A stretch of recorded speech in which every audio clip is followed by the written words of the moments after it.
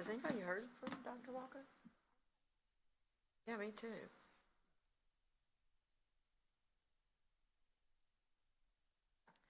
Amanda, would you like to do the roll call? And can I ask you if you have heard from Dr. Walker? Or Mr. Brown? Yeah, I'd just like to know if both of them are doing okay. Thank you.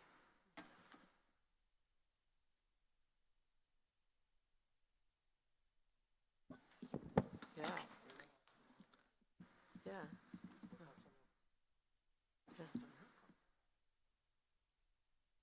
that's very uncommon.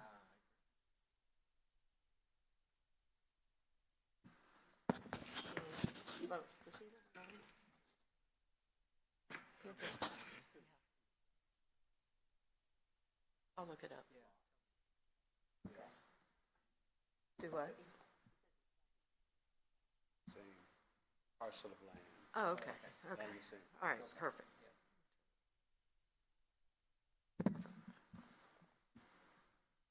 Mr. Gaines, Ms. Ritz, Ms. Benson, Mr. Williams, Chairman Campbell, Here. Mr. Rivera, Here. Mr. Perkins, and Mr. Kirschner. Perfect. Thank you, Amanda. We move now to the invocation and the pledge, and Mr. Perkins is going to do this for us today. Please stand.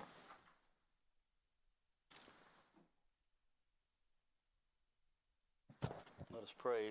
Loving God, thank you so much for the grace and mercy you show us. Thank you for the opportunity to make decisions for this community. Guide our decisions, grant us wisdom so that we would make decisions that will benefit the people and that would be your will. Amen.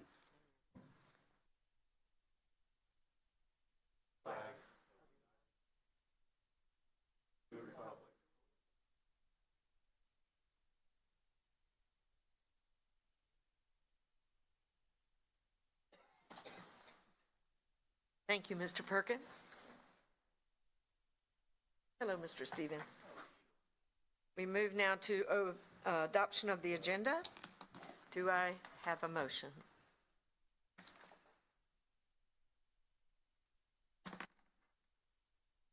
It is moved by Mr. Gaines, second by Ms. Benson. Please vote.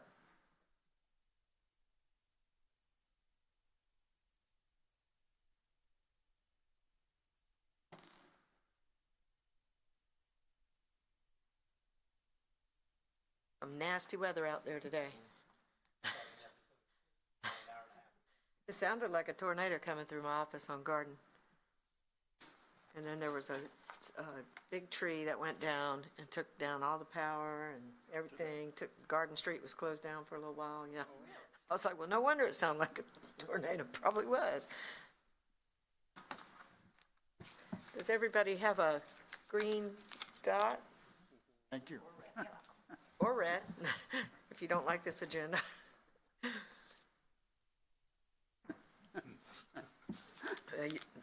And it passes 9-0. You got here quick, Mr. Kirschner. I did. I ran. Thank you. We move now to open forum. And I don't have any slips, and I don't see any people wanting to come to our riveting meeting today. Right, we move now to the presentations, which is the reason we are here today. And we are going to go through these budget workshops one at a time with the executive administration is Mr. Bruce Woody. Bruce?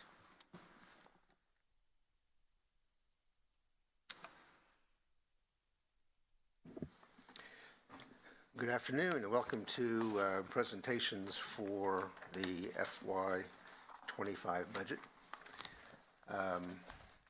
Steve, if you could go ahead and put up my PowerPoint there. On your desk in front of you is a copy of a brief 6-slide presentation I'll be talking through. If you'd like to refer to it, a little easier to read than the one on the screen that's at a bit of a distance. Thank you for printing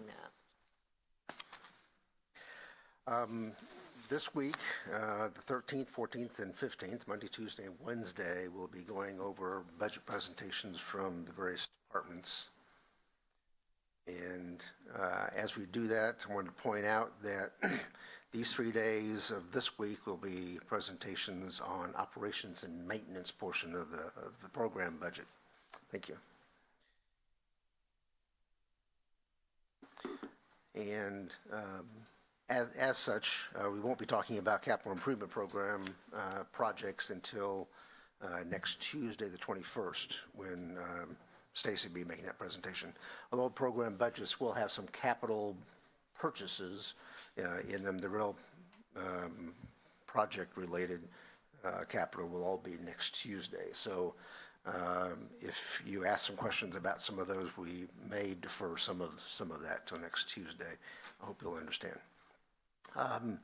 The balance of our schedule after that, the 18th and the 25th of June, the entire budget as a package will be taken to the CAC and ECA board, and then on July 23rd, we'll have a preliminary rate-setting resolution, followed by the August 27th final rate-setting resolution. Those are done that distance apart because every time we make any rate changes, there has to be a statutory time for advertising those rates and opportunities for the public to respond. Today's department presentations, there's 4 of them. I'll be making one on the topic of the Executive Administration and ECA board programs, which are relatively short. Justin Smith will give a more lengthy discussion about the finance department overall. Kim Scruggs will be talking about the human resources department. Stacy then Hayden will be giving a presentation on engineering. Because these meetings can sometimes be a little lengthy depending on the program on a particular evening and how many questions we have, all 3 days this week and next Tuesday as well, we have planned a little dinner break for you. If the presentations are going a little long, we'll probably break after we've done the first 2 and then come back for the last 2. We budgeted about a half hour for that. If tonight these happen to go fast, and certainly at the chairman's discretion, you might want to go ahead and blow through all 4 of those, and then we'll have a dinner and can leave afterwards. Chick-fil-A is on the agenda this evening. Can't go wrong there. For the administration program budget, we have several objectives that I would like to talk to you about. First of those is to complete a strategic plan by the end of the first quarter of FY25. I'm currently negotiating with Arcadis, who did work for us for the management efficiency audit recently, to help us facilitate a strategic plan review using our ECA board and leadership team. The outcome of that ultimately will be targeted key performance indicators that will be specific to different departments as related to the goals of the strategic plan as directed by the ECA board. That will obviously come after October 1st has already started, so we'll apply those where we can within the confines of the existing FY25 budget and use them specifically in the development of the FY26 budget next year. As already mentioned, key performance indicators will be an important goal and output product of that operation. Hope to get that completed by the end of the first quarter of FY25 and use those to make improved business decisions. Now, please do understand that we collect a tremendous amount of key metrics across all departments already, but these key performance indicators will be more directed toward the topics and goals of the strategic plan, which are at a little bit higher level, as opposed to just operational. As always, it's an important goal for administration and all staff to provide ECA with timely and accurate information and to coordinate staff activities consistent with your board policies. That's our primary objective and goal within the Administration Department. We also work hard to make sure that we're following sound operational environmental objectives, be they requirements through the EPA and the FDEP, as well as best management practices as identified by various water, wastewater, and solid waste communities in general. And when we do that, depending on what change or recommendation that might come out of that, we also involve stakeholders. You may remember just this last Friday, I gave the board an update on our proposed improvement or proposed updates to the engineering manual. And when we go through that process, we'll provide advance copies to our folks at Home Builder Association, HBA, as well as the engineering community and others who may be interested in that topic.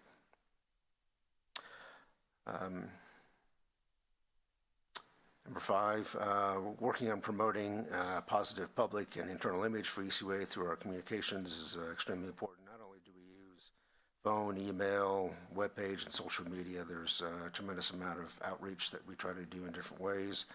This last year, in our communications department, we'll talk briefly about producing videos and other means to get in contact more directly with our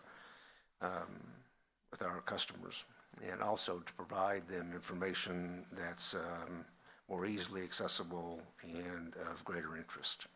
Our work with InfoSense that Justin will touch on in ways we provide printed documents and information through email in our billing. We'll touch on that as well. It's also important to foster good relationships between ECUA and not only its customers, but also the media, businesses, and other governmental units. I periodically attend other governmental meetings to kind of keep in touch with what is going on in their world and how we overlap and interact with each other. We work on common projects from time to time, and because we all have the same customer base, and quite frankly, the customers in general don't care what unit of government is doing the work as long as the work is getting done. So we have to work together to be sure that we collectively, all three of us, city, county, and ECUA, look good in the eyes of our customers. Because if even one of us is getting a black eye, it kind of casts a shadow on all of us. So it's important we work together. Then lastly, we work hard to make sure that ECUA is an employer of choice. And that means making sure that we have competitive wages, that we have good opportunities for our staff, that we support our staff. In presentation that Kim will give, she'll touch on some of those ways that we go about that through that department.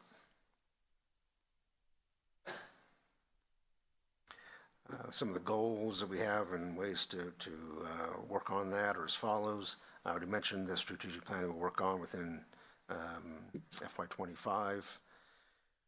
We continue to watch and monitor provision of utility services to our customers to make sure that we can stay and keep the operations portion of the budget, which is the portion of the budget we're talking about now, commensurate with the consumer price index.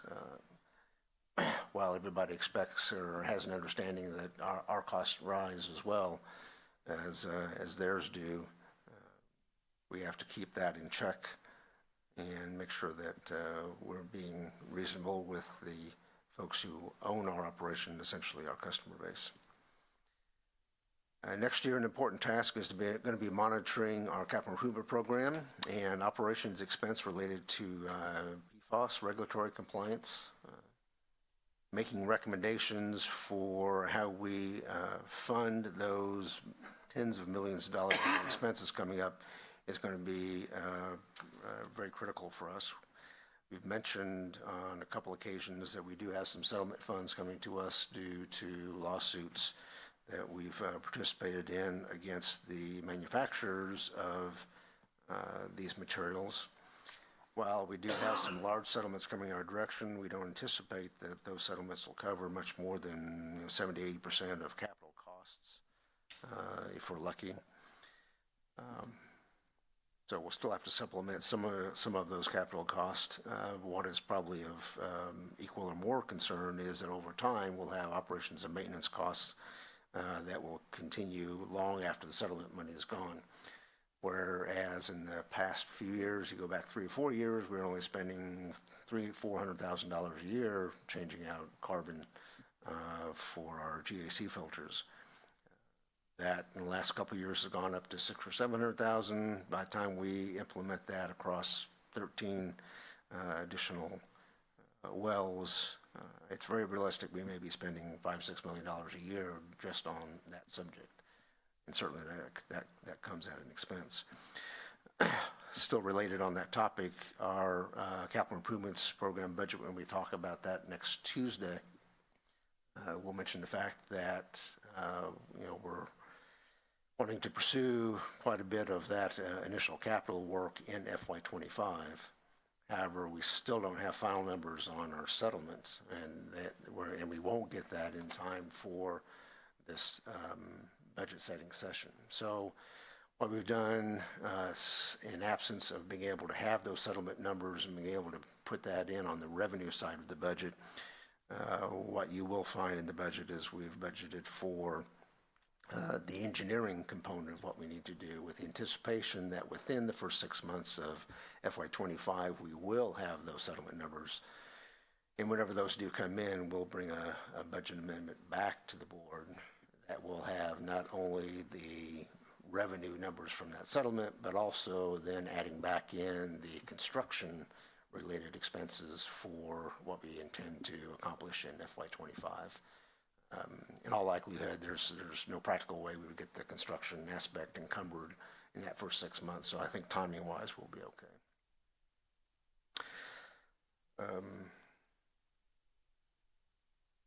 Back to number 4, providing a timely response within 24 hours to all inquiries by the board, members, and the public regarding services is critical. Whether those questions come in through customer service and that are done immediately, or questions that come in through other means and methods, including directly to board members. Timely response is an important aspect of our service. As I mentioned, we do analyze and keep tabs on quarterly metrics for each department and implement management changes when necessary based on the outcome of those metrics. We'll continue to make improvements to ECUA's website and billing and payment systems to help increase convenience. Justin will touch a little bit on that, what we're doing with InfoSense. I'm really looking forward to new improvements that will be available probably in the first few weeks of June that'll allow much more convenience for folks who are paying bills with the ECUA. Grant opportunities are always of concern. We have been lucky with some sewer extension, septic sewer projects in the last couple of years. We're hoping to snag some other opportunities, be they through EPA and FDEP sources or continued request at the state level. Of course, with senior leadership at the state this last year, we've been very fortunate to have received the $3 million for the support with the transfer station, as well as $950,000 for our Pensacola Beach project. And then lastly, we obviously continue to monitor very closely our regulatory compliance within all 3 of our enterprise activities: water, wastewater, and sanitation, as well as continue to conform with our FDEP consent order for I&I reduction through our engineering division. If you move on and take a look at the actual program budget, the first one you'll see is the ECUA board on page 7 of your agenda. There's not too much change this year. There is a statutory increase in elected officials' salary. As you know, ECUA board member salaries are tied to the school board, and those decisions are made at the state level. So we've plugged in a number anticipating what those will likely be this next year for salary, as well as FRS and Social Security and other related expenses. That's the only actual change. I do want to point out and remind you that we do have $3,000 allocated in professional development for board members, and this year, starting January 1, there are new ethics training requirements. Mr. Perkins has already jumped on it within, oh goodness, 48 hours of it being announced. He had it done.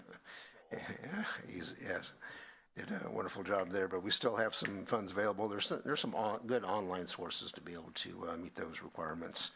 We haven't talked about those in a bit, but I'll provide some additional information, and those can be reimbursed as a business expense. If you go on to the administration program budget on the next page, 8, the only changes there, a little bit of additional funding for the potential for any related merit and FRS expenses going forward.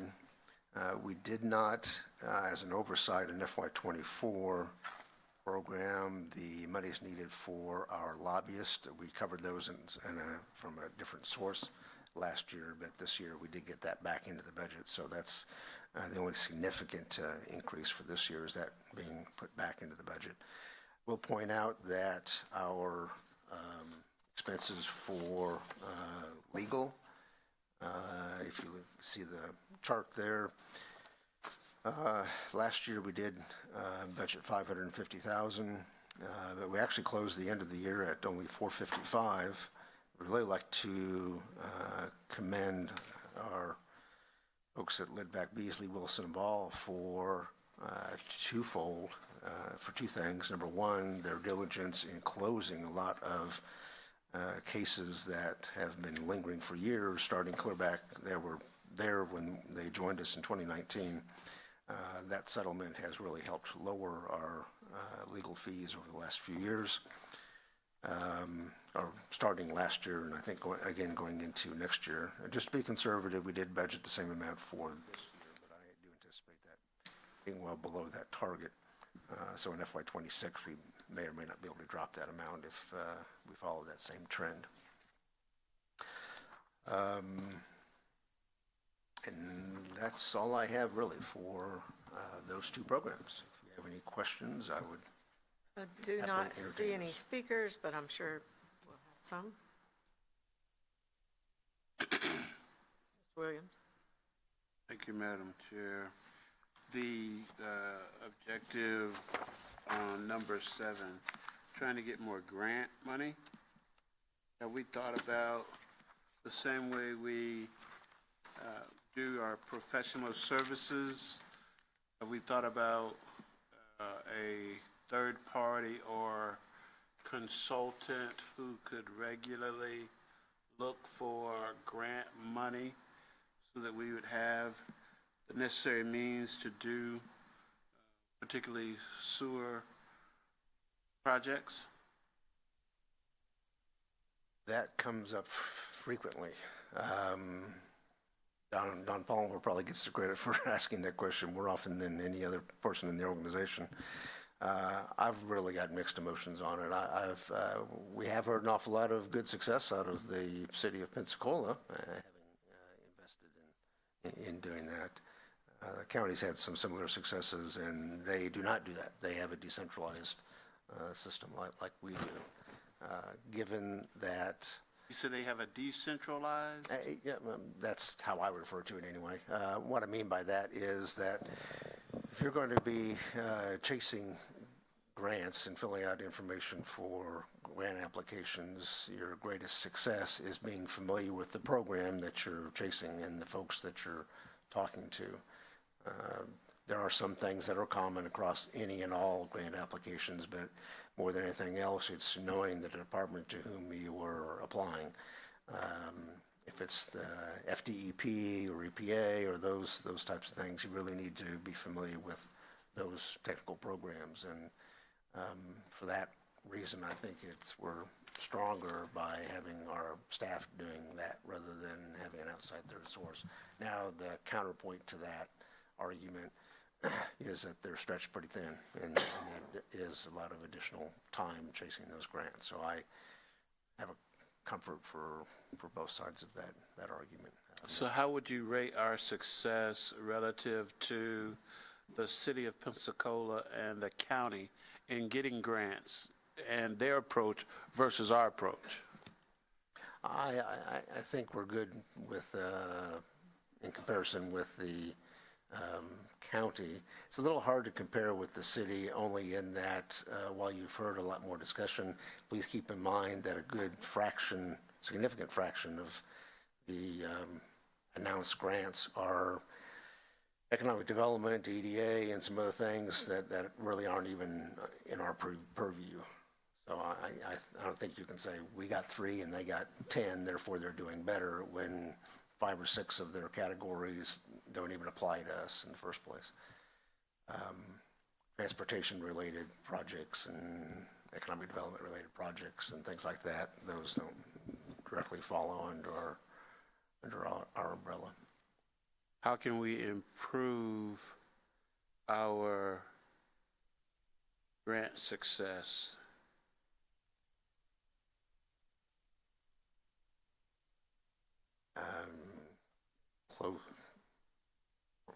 Close management of what's available, and Or it's like, What's really, again, I don't know how to measure our grant success. When I look at this, it says we're going to seek opportunities. If we do that once, if we do that twice, we've met perhaps our target, but we didn't get any grants. So how do we improve the number of grants we at least attempt to get, and then somehow measure the number of times we attempt to get a grant versus the number of times we get a grant, to say whether or not we're more successful this year than last year?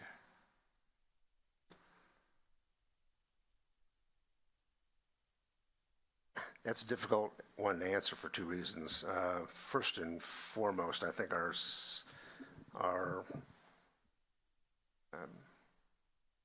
think we can be measured most by the number of grants that we apply for. Okay. I think that's a fair measure. Can we increase the number that we're applying for, either both across agencies as well as different types? But I don't think it's necessarily fair or doesn't reflect appropriately our success based on how many we get, because really from agency to agency, sometimes we may be one of 100 applicants, sometimes we might be one of 3,000 applicants, and that's a little, the odds sometimes are in more or less favor, depending on where we're going and where we're applying for. So our actual success rate, I don't think is as good a measure as how many we're applying for. So how many did we apply for last year?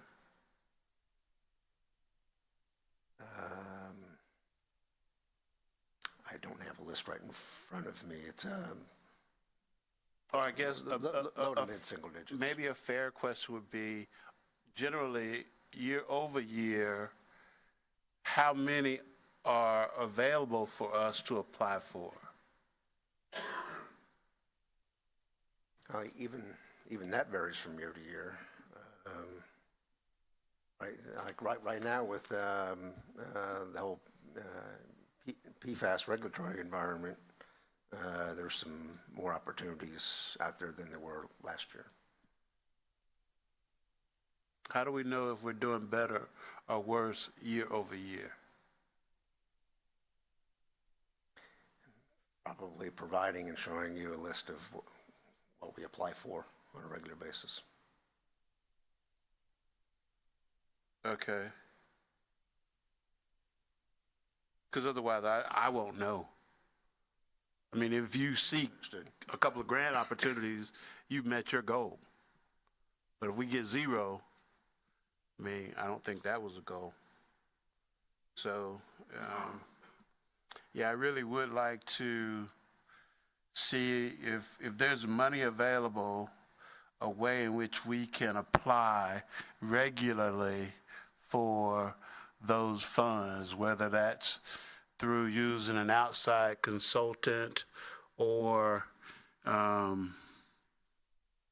any other means that may produce some results. And even if we don't produce results, to at least know we're going up to bat, applying for grants at every opportunity would be appreciative of me, for me. All right, thank you, Madam Chair. Thank you. Great question, Mr. Williams. Ms. Ritz. Did you call my name, Vicky? Yes. Miss Vicky, thank you. I had several questions. One going back to the first slide. Where will the diversity information be available perhaps on the ECUA website? Because I've heard that come up from time to time at the CAC meetings. So my question is, where would the diversity information be appropriately placed on the website to help encourage diversity, but also to show forth and showcase that ECUA is a employer or an employer with a goal of diversity? Mr. Woody. That's one a good question. At present, we don't show that information on the website. We currently do not show it.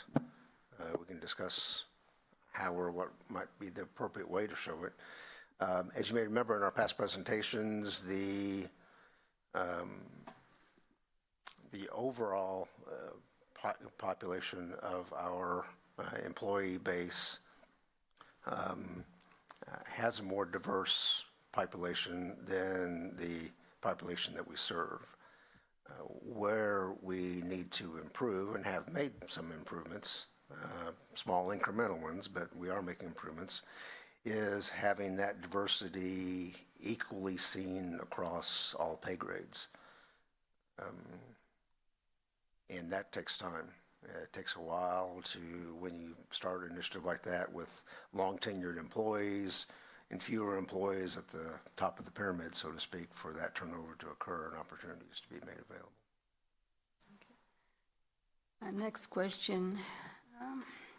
Grant applications can be very vocabulary specific, and I didn't know if our grant writer or a team of grant writers, I don't know what the ECUA has for its backup for grant writing.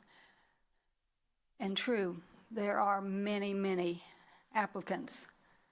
And I have seen over time that it's the vocabulary that makes a difference and the goal-setting language. So for what it's worth, Mr. Williams, that's always a challenge for anyone writing a grant.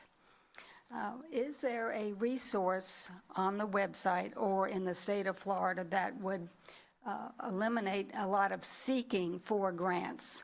In other words, would the state of Florida be willing to put forth these opportunities to its utilities?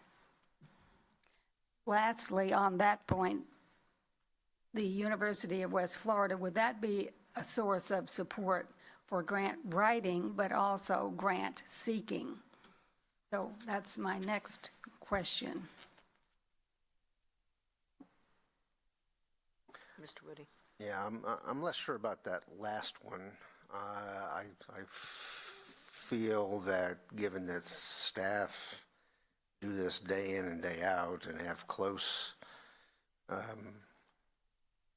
friendships and relationships with a lot of the folks that run these programs, that we're pretty close to the source and knowing where those might be available. And we work closely with some other folks that may be a little outside our area to help us with some of those. I very much agree that the most successful grant writing process usually comes from those who have a clear understanding of what the grantor is looking for. So an important part of that application process isn't just filling in the blanks, but how you fill it out, what you're writing, and doing so knowing what the grantor's goals are. So a good research into the granting agency, what their goals and motivations are for the funds that they're making available, and then writing your application in such a way that it meets those goals. Focus more on that as much or more even than what they do for us locally, because ultimately that's the measuring stick they use for making their determination on grant. I find that understanding their mission statements is very helpful when when undergoing grant writing. Let's see, may I foster one more? Yes, Okay. ma'am. When will the lobbyist report be available, either on the web or to a CAC meeting or board meeting, so that we can see the success and the attempts at outreach that the lobbyist is undergoing? And lastly, who or what is giving the lobbyist direction for lobbying, and I'm assuming in Tallahassee, and not at,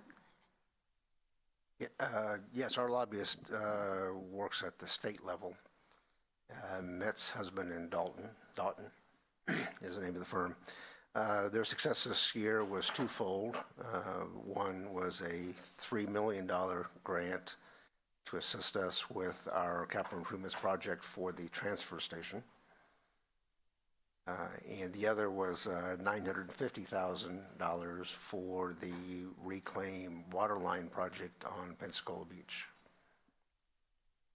was this put on the website? Not specifically. I do Would provide it a be copy. appropriate to do that, or inappropriate? You know, mixed emotions. It depends whether our customer base favors or likes or doesn't like the idea of lobbying. I don't want to create So dynamite. there's some mixed emotion by that. We certainly promote our grant successes, and those are things that we like to talk about. Well, As far as providing information to this group, I do provide copies of our reports that we get from our lobbyist. Although they are employed with us throughout the year and do various activities throughout the year, their only written reporting to us is during the active weeks that the legislature is in session. And then they provide a summary at the end as well. All right, thank you. Thank you. Mr. Perkins? That's what my question was related to, and you know, the local media watches very closely what legislative appropriations happen, so it gets reported. I mean, it's out there. They keep track of that very closely. But the question I had was, are we past the governor's veto period on the appropriations? We haven't quite hit that yet. Yeah, it's the first part of very end. Yeah, it's the first week or something like that of June that either the governor has signed and approved them, or they'll pass due to lack of a signature. Right. Provided they don't get a veto. So we're almost there, not quite. Thank you. Great question, Dale. Appreciate it. Mr. Stevens?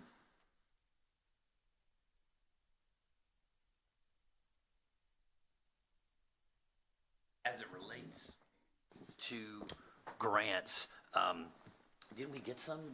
What was the total amount we got last year? The septic sewer projects, we got the prior year for a total of 5 different areas. It wound up being changed to just 4 areas, but the dollar amount was the same.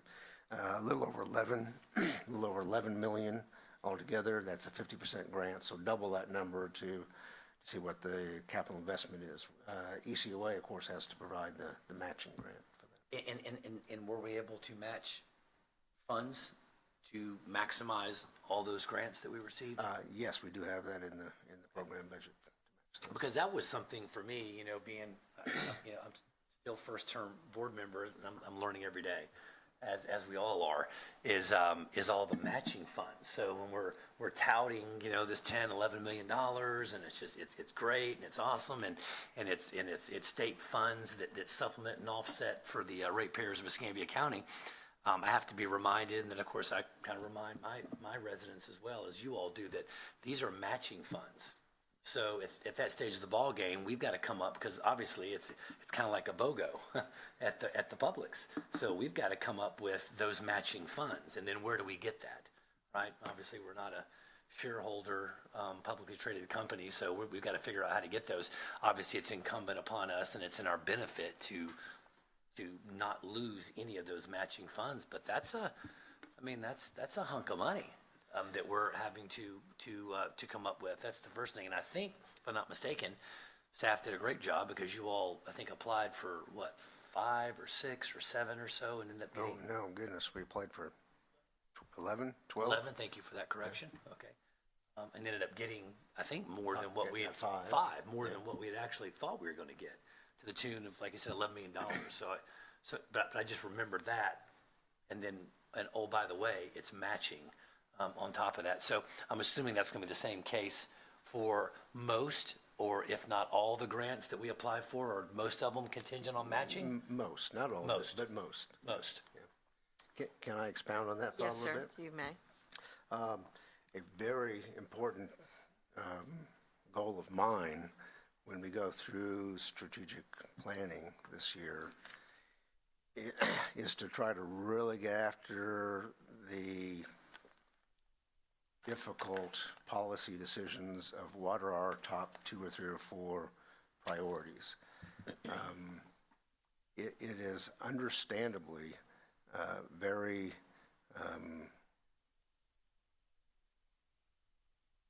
a strong, political goal to be able to bring projects that directly affect individuals through septic to sewer conversion. And there's good results out of that environmentally, as well as improving property values and providing services where they haven't been for dozens of years, and perhaps should have been originally. But that competes with the need to pursue and continue to fund our inflow and infiltration program, our aging infrastructure, PFAS regulatory requirements, lead and copper regulatory requirements, et cetera, on down the line. In trying to choose, which are the highest priorities, when we recognize that even with grants, there's still competing other priorities. We spend our budget about $35 million a year in capital improvement programs, in our capital improvement program. And if we're spending $11-12 million of it one year to match septic sewer, then that's a third of it that goes that direction instead of toward other projects. So having a good, clear, transparent understanding of all of the options and needs in front of us, and striking a appropriate balance in how much we're going to invest in this policy versus that policy, et cetera. Because quite frankly, where you spend your money is your budget document is the strongest policy statement that you will put together. So it'll be hopefully a good discussion as we kind of hash through those issues. And if I may, to Yes, finalize, please. in line with what you're saying, and I'm not sure, maybe I should know this, that are we setting aside any additional money for those matching potential future, we want to swing for the fences? Are we setting aside, or are we looking to set aside any additional funds to be able to match those potential or future hopeful grants that we're going to get? Because again, if we ended up, as Mr. Williams alluded to, let's just go ahead and apply, and how many we're going to apply for, and let's just say, fantastic, God bless, we got them. We got $10 million. Now we got to come up with $10 million of matching funds. Do we have that in the budget? Because, because that's the thing. I mean, when we're going to ratepayers and having to sell them, that's essentially what we're trying to do on rate increases. It's a lot easier for me to go to someone and say, hey, look, folks, got it.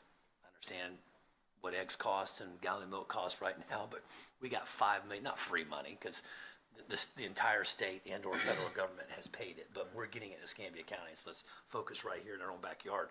We're getting $5 million. Oh, by the way, we've got to come up with an additional $5 million of matching funds, or we lose the $5 million. I know we're in the right mind, logically would think, wow, we're not going to give back $5 million. But where's the other $5 million come from? Yeah. So therein lies the balancing act, as you alluded to. Yeah. May I comment again? Yes, sir. And that's all I have. Yeah, those That's okay. things we apply for, the majority of them fall broadly into one of two different categories. There are projects that I call below the line grants that we apply for versus above the line. If we're applying for something for which we're already investing in, like say a grant that would help us with our I&I program, or a grant that helps us with our PFAS program, or those sorts of things, we're already investing money in those. And if we are able to succeed and get a grant in that category, then the money we already have in the budget and already investing is our match. And any grant we get just furthers that program. Maybe we were going to spend $8 million one year, and suddenly we get to spend 8 or 10 or 12 because we got a big grant in that same category. We didn't have to come up with extra funds other than what we were already going to invest in that particular area. Versus other types where we receive a grant that has a 50% match, and we weren't already budgeting for that. Great, we got the grant, but now we have to come up with something that wasn't already in our budget. That's above the line. We either have to come up with more money by increasing the rates or by setting something else aside so we can use CIP money for that instead of something else. Sometimes we plan well in advance. This board gets some wonderful credit a few years ago when you chose among a menu of rate options, you specifically decided that you wanted to set aside some funds from a rate increase in a given year for the match monies for our septic to sewer projects that particular year. Thank you, Mr. Woody, and thank you, Mr. Stevens. Ms. Benson. Madam Chair, I think what Mr. Woody just said is very important for us to understand. Grants aren't just this windfall of money. There's a cost to them, and they need to be consistent with our policy direction. And some of it's a little pie in the sky, to tell you the truth. I'm on a couple of boards where grants are a substantial part of our budget, and you apply for grants across the board. We are dependent on our rates. We have a service that we charge for, and that really needs to be the bulk of our discussion on this and our policy priorities on where we want money to go. I don't think it's possible to set goals on how many grants you're going to apply for, because that terrain changes with each year's administration and their priorities. We happen to have kind of a perfect storm when we applied for the septic to sewer, because the governor had come out with that as one of his priorities. And so there was more money that year for septic to sewer than is typically allocated. So we're sort of dependent on that at the state level. But our delegation has made it clear they don't want to give us funding for things that we ought to be charging for. And so we need to, if we get grants, all that is just so great. But we can't depend on it. We just need to do the difficult work of combing through the budget and setting our priorities, setting rates according to that. And if we get grants, we're very happy. A little bonus. And also in response to Ms. Ritz's question about the lobbyists, a lot of times what the lobbyists' most important role is not necessarily getting us funding. It's keeping noxious things from happening to us. You know, legislation that affects our ability to do what we do. Raids on our water supply by South Florida. It's hard to quantify that, but it's very, very important, because during the legislative process, things move fast. We could never stay on top of it, because an amendment might be out there one day that totally changes the way we do business.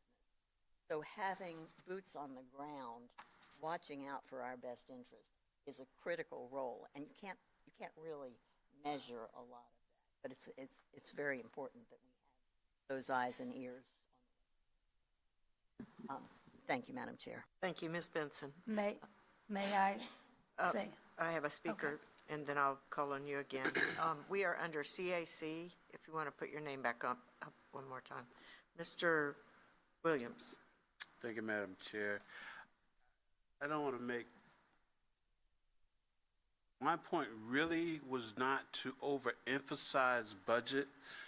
My point really is, the larger point is I could have picked any of these 9 goals we have, and I really, as I've said in years past, can't see how we're going to measure any level of success in the budget process. So if we looked at number 9, where we're talking about FDEP and our inflow and infiltration reduction, when does that start? When should we finish it? And so how much do we expect to accomplish in the year ahead? This does not give me any of that information. So we don't have to talk about grants. We could talk about any of the other goals, and I still don't know how or what we expect to accomplish as it relates to budgetary numbers year over year, and year 25, fiscal year 2025 being the one we're looking at right now. I'm on page 5 of 18. Oh, where, okay, I got you. Where it talks about confirm with the Florida Department of Environmental Protection's consent order for inflow and infiltration reduction. I know that hasn't started yet, or has it started yet? Yeah. And then if so, year over year, can we kind of mark the time until we'll be finished? Can I Yeah, reply I to that? believe we're in year 8, but Mr. Woody, can you expound? Overall, that's about a 10-year program. Stacy will probably talk about it in a little more detail in engineering presentation a little bit, but the overall goals of that program are to reduce our I&I by a certain amount or volume. On an annual basis, we provide a report to the FDEP on the number of miles of sewer that we clean and line, and repairs that we make, things we do to reduce inflow and infiltration, including service connections. That kind of statistical information is provided on an annual basis. This is a 10-year program, and the ultimate measure of our success is going to come at the end of the program, when a combination, when a report is done that evaluates what our I&I rates were at the start of the program versus what they are at the end of the program. So that's going to be the ultimate measure that the FDEP uses. But meanwhile, it's the annual reports that shows how much of those activities we get done on an annual basis. I believe I forwarded those to the board, but if you haven't seen one recently, I'll be happy to resend that. I'm going to touch on that in just a second. Go ahead, Mr. Williams. Do you have another question? No, I'll defer. Thank you, Madam Chair. Okay. Ms. Ritz? Thank you. I didn't mean to interrupt. No, that's okay. The reason I request or would benefit from seeing the lobbyist efforts and his or her successes is that from time to time I do connect with the representatives and senators for Florida.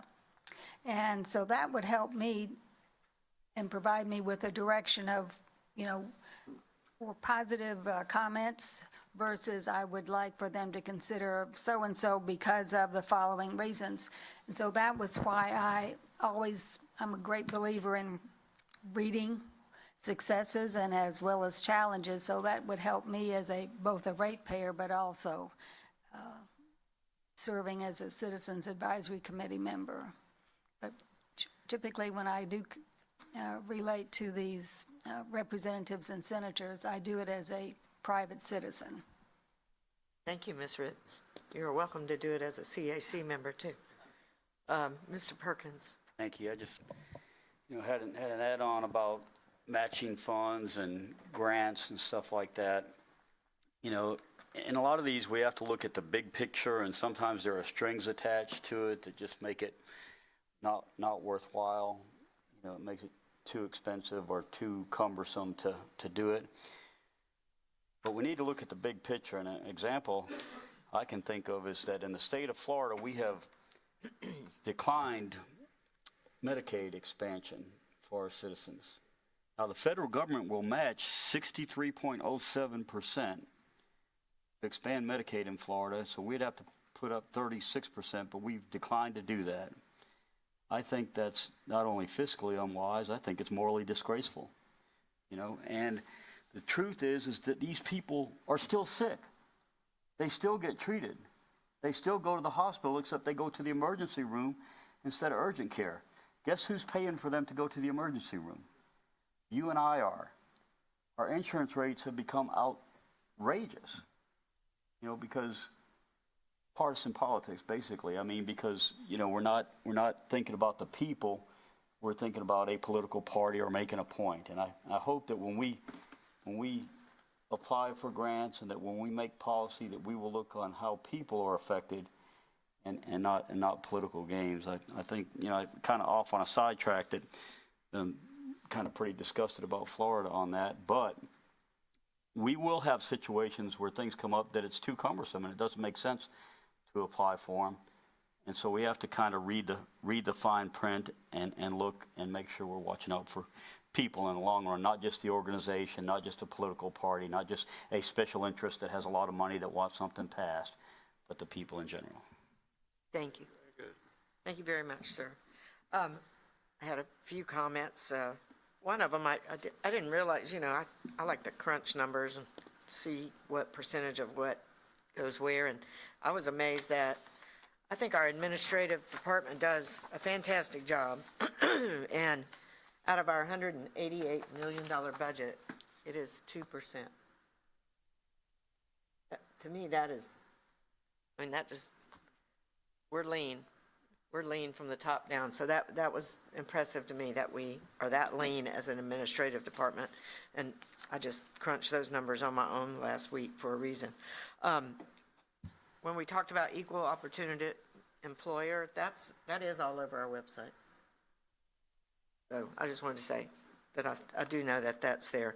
3, on a lobbyist, I think our lobbyist does a great job, and they bring things like somebody was saying down here, they bring things to us that we wouldn't otherwise know were going on. I mean, I remember when we didn't have a lobbyist, and I was one of the ones pressing for one, and I think it was Don that found House Bill 64, Senate Bill 64 when it was going through, and that was before we got the lobbyist, and just thank God he was looking through legislative measures and saw that. But I think the lobbyist, as Bruce was talking about, identifies those things very quickly. And we do get a report every year, so we're going to ask that be shared with the CAC so that you know. I'm doing that out loud right now. And then, let's see, what else was I going to say? As for the lawyers, closed cases, that was so good to me that we closed so many cases. And 25% under budget. Holy cow, when's the last time? I'm sorry, I hire lawyers for a lot of things. I have never hired lawyers that come in 25% under budget in my life, so I appreciate that. Please take that back to your staff. Let's see, grant writers. You know what, Mr. Williams, I'm going to be on the line with you on that one because I do think that sometimes staff might get busy. I don't know how much a good grant writer would cost and if they would be able to find anything anyway. So I don't want to throw that away. I want to keep looking at it just like we did the lobbyist, because the lobbyist turned out to be a great thing for us to do. Look at the millions of dollars we got. They've definitely gotten back more than we've paid them. And that's, the goal. So that would be the goal of a grant writer. So I'd like us to just keep thinking about it, not pull any plugs right now, but let's think about that. And then 6, those top 3 things for me, Mr. Woody, are clean water, improved infrastructure, and septic to sewer. But I will say, that plan is a 16-year plan, and it started in 2012. So, 16-year plan of reparation to fight that consent order. I'll never forget when we voted on it the first time. It was in 2012. So, if no further questions on the administrative ECUA board budget, we will move to the finance budget workshop, and I believe we have Justin Smith. All right, good afternoon. Is this on? Yeah. Yes, sir. All right, my name is Justin Smith. I'm the Director of Finance. As you all are all aware, the Finance Department is responsible for all of our financial transactions throughout the year, everything from budget preparation to financial statement preparation, compliance, revenue forecasting, expense monitoring, investing, anything finance related. For this fiscal year, we do have a budget of approximately $200 million on the expenditure budget when you look at all of our enterprises.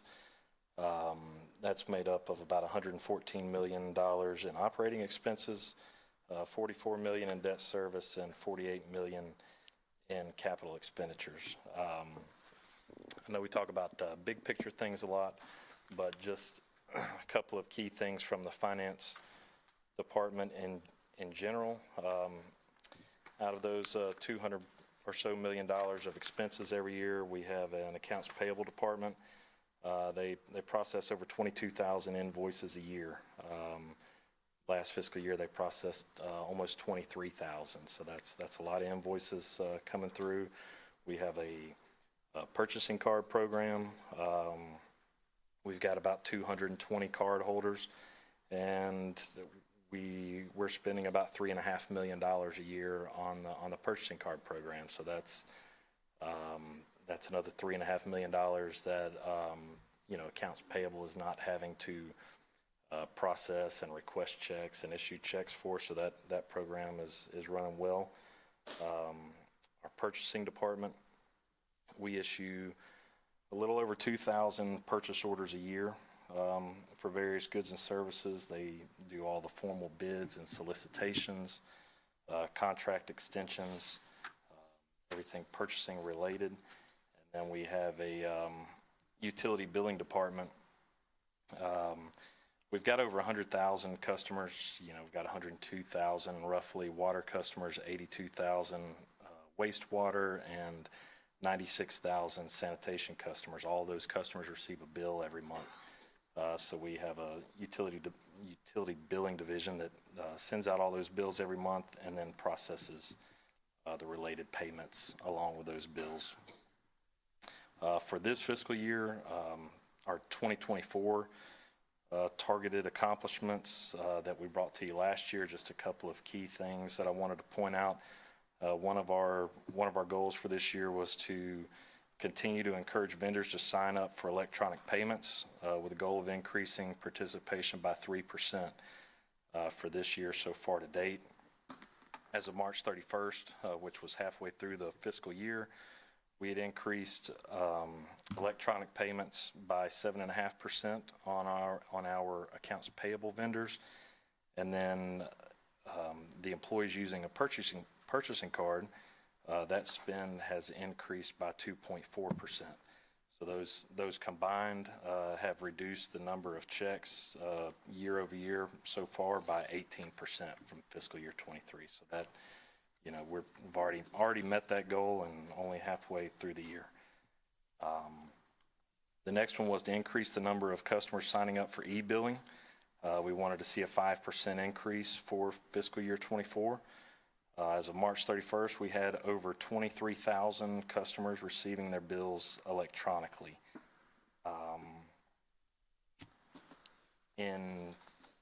If you go back a couple of years, go back to fiscal year 22, we had 15,400 customers receiving e-bills. Now we've got over 23,000. So in 2 years, That's a really large increase. We had 20,000 customers receiving e-bills at the end of 2023. So just in 6 months, we've increased that number by 3,000 customers, 27% increase over what we had last year.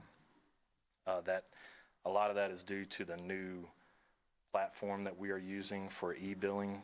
We changed over towards the end of September.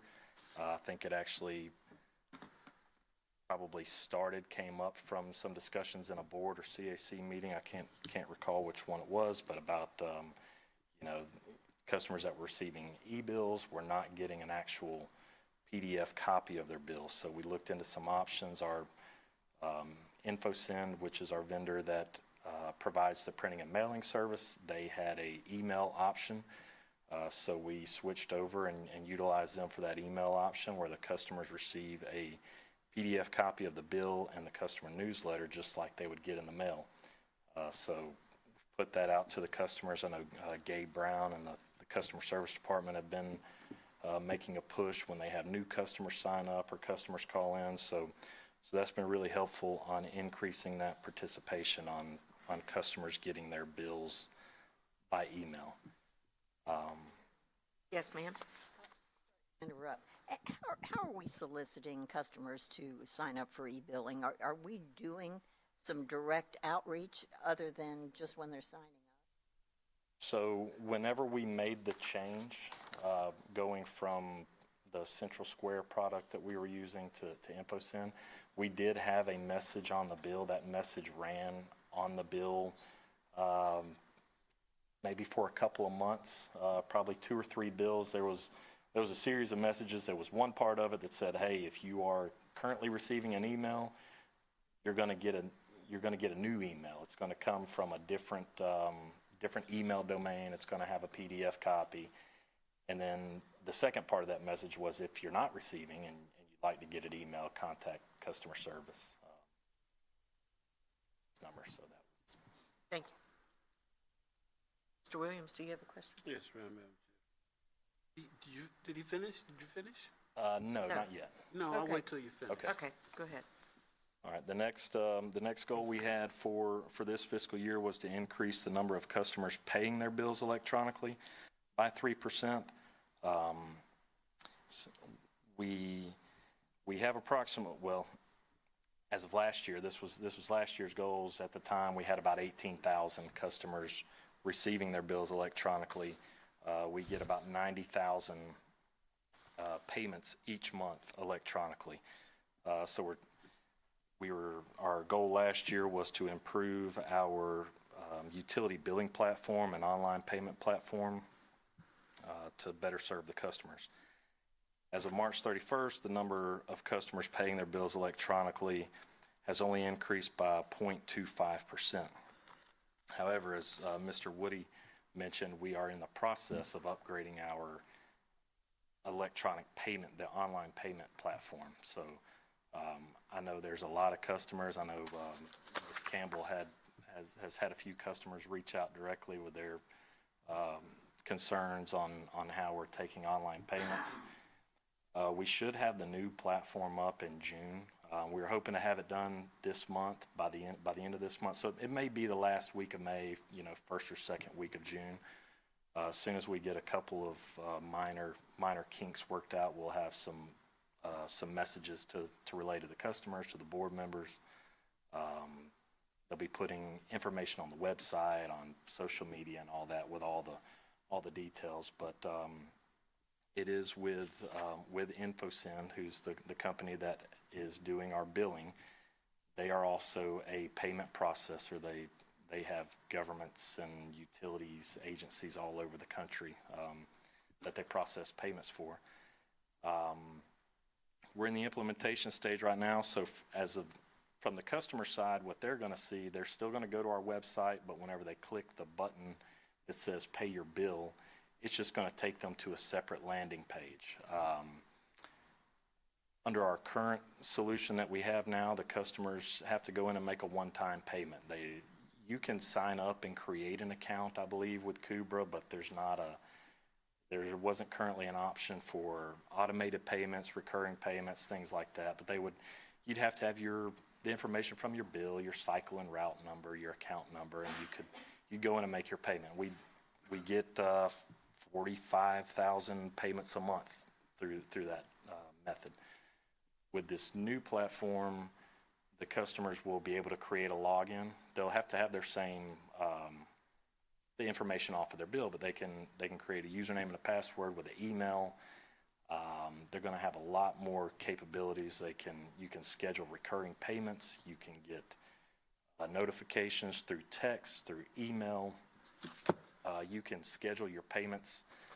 One of the really nice features is you can, like on an automatic payment, you can schedule it to be made on the due date of the bill, 1 day before, 2 days before the due date. You can have it on the first of the month, or you can select a day of the month. There's unlimited options on what you can do as far as scheduling payments. You can also you can link multiple accounts. So if you're somebody that has a lot of real estate, commercial properties, property managers especially, someone's managing 50 properties or 100 properties, they can link all of those accounts into one login. So they would not have to have 100 different logins for 100 accounts. They could log in under one account, link all of the accounts together, and they can choose how they want to make those payments. You could pay up to, I think, 100 accounts at one time. So you could select all 100 of them, pay them with one payment source if you wanted to. You could have 100 different payment sources if you wanted to. There's a lot of flexibility, a lot of options, and there's no longer a cap of $500 on the payment amount. I've currently got the maximum payment amount limited to $99,999.99. We don't really have many customers making $100,000 payments, but anyways, it's pretty much an unlimited payment amount. So it's going to be really good for the customer. It's going to be a lot easier for them to make payments, and we can get a lot of these customers that are still mailing in checks, or the ones that are having to go in. If someone has a $1,500 bill, they, instead of having to make 3 payments and getting charged the fee 3 times, they can go in and make 1 payment. So it'll be a nice upgrade for the customers. And then once we go live with that, I think we'll really see a big increase in our online payments. We'll have a lot better product to push out to the customers and really advertise that. So we're very, very excited about that process, and that'll be coming soon. Like I said, we're hoping by the first week of June we'll have that ready to roll out. The last goal for last year was to review and update the ECUA investment and cash management policy. GFOA recommends that the government does that every 5 years. Our last update was in June of 2019. This process is currently underway. By the end of this fiscal year, I'll have an updated policy to bring to the board. I don't expect much to change. We're working with our investment advisor, and we have regular conversations with them, making sure our policies are still up to date and we're not missing anything, or we're not leaving ourselves out there, doing anything that we don't need to be doing. So I really don't see much changing. Maybe some adding some definitions, or maybe changing the format of it. But overall, that policy won't change much. But that is currently underway.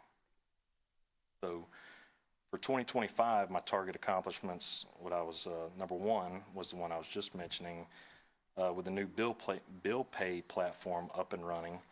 We'll work with customer service, public information, and information technology to run a campaign to move customers to paperless billing. We have a number of customers that are receiving both paper bills and email bills, and with the new and improved online platform, we will encourage customers to move to paperless billing. One of the things in this new platform that's coming online with InfoSend is a customer actually starting in June when this thing goes live. when they go to sign up on there, they will not have the option to do both paper bill and email bill. It's going to be one or the other. So they can select paper bill or they can select email bill. Regardless of what they select, they can still make their payments online, but we're really going to push them to do the email bills, because we're currently mailing over 100,000 bills per month, and for every 1,000 customers that transition to paperless billing, we will save about $6,000 a year. So that's a pretty significant cost savings if you think about. We have 90,000 payments a month coming in electronically. You know, it's not reasonable to think that we'll get 90% of our customers on email bills and only mailing out 10% of them. But, you know, realistically, we've got, 75% of our customers already paying electronically. So if we could even get half of our customers to receive an email only bill instead of a paper bill, then we're talking about some significant cost savings in our operating budget. So that's going to be our big goal moving forward once we get that payment portal up. The next accomplishment the next targeted accomplishment for 25 is to continue to grow the purchasing card program and increase our spend by 5% annually. Purchasing card program is a good program that is used by governments all over the state, all over the country. It's convenient to make small purchases.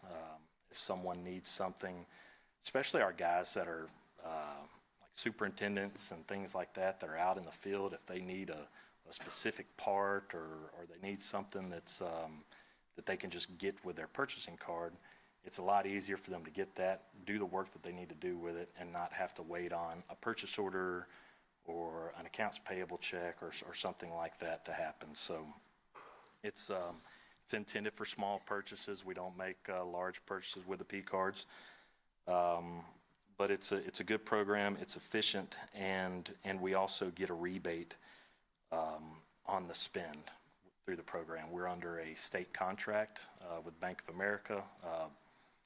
The state of Florida is on the same contract. I know Escambia County uses the contract. The sheriff's office uses that same contract. Tax collector.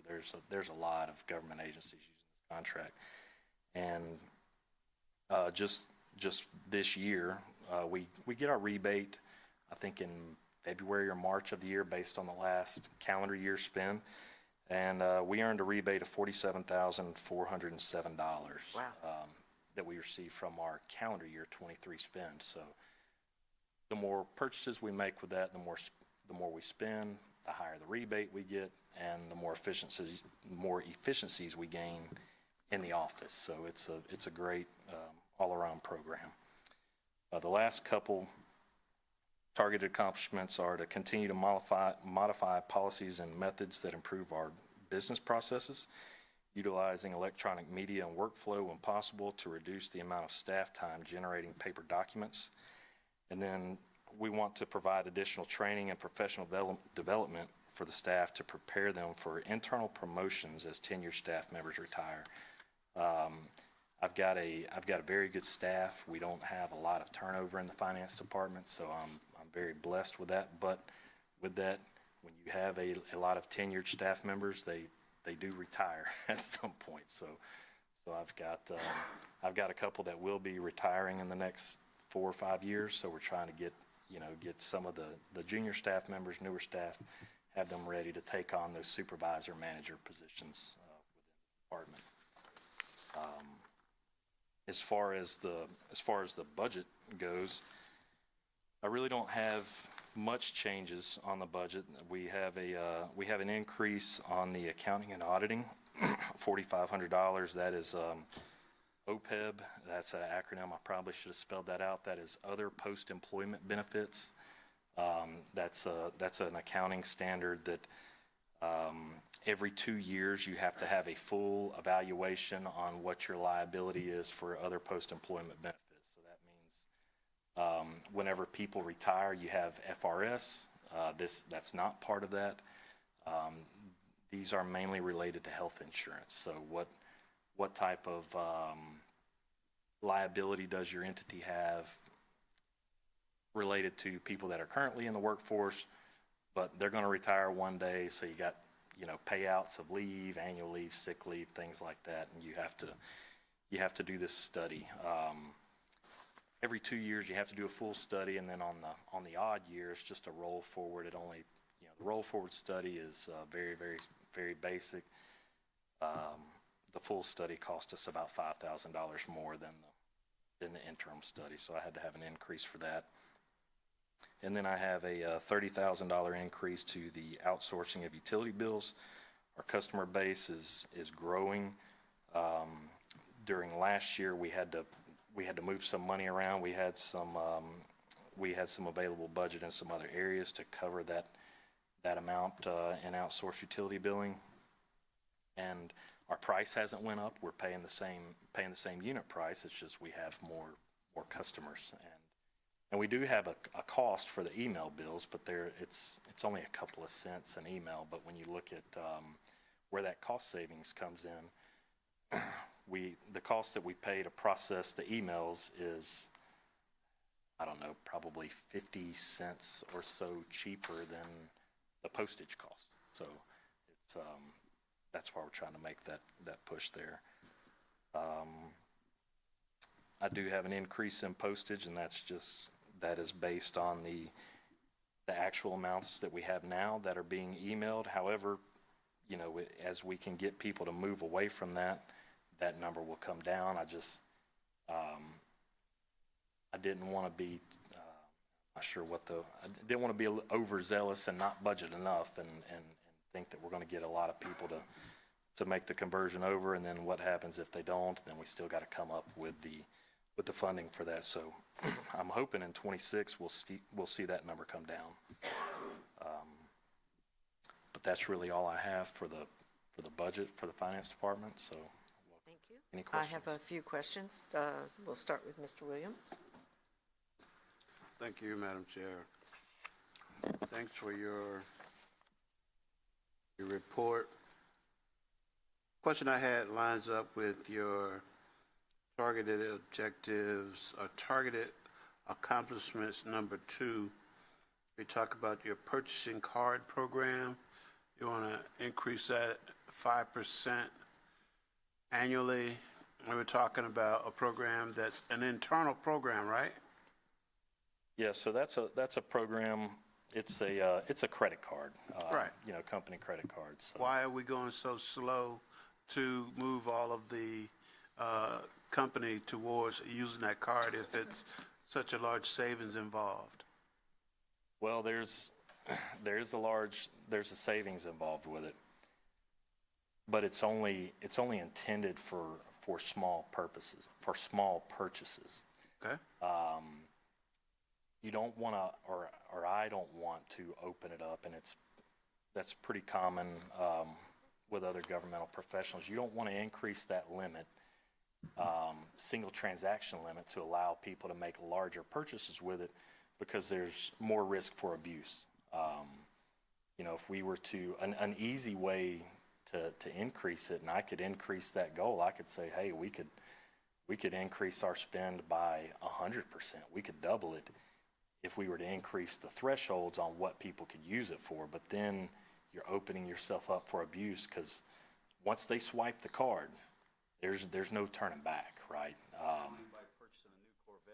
Yeah, I mean, somebody could go and purchase something inappropriately, or they could purchase something that is, maybe they purchase it from an ECUA vendor, but it's not something for ECUA, and it goes home with them, high dollar items. But maybe I don't understand when you say you want to increase the number of purchases annually at 5%.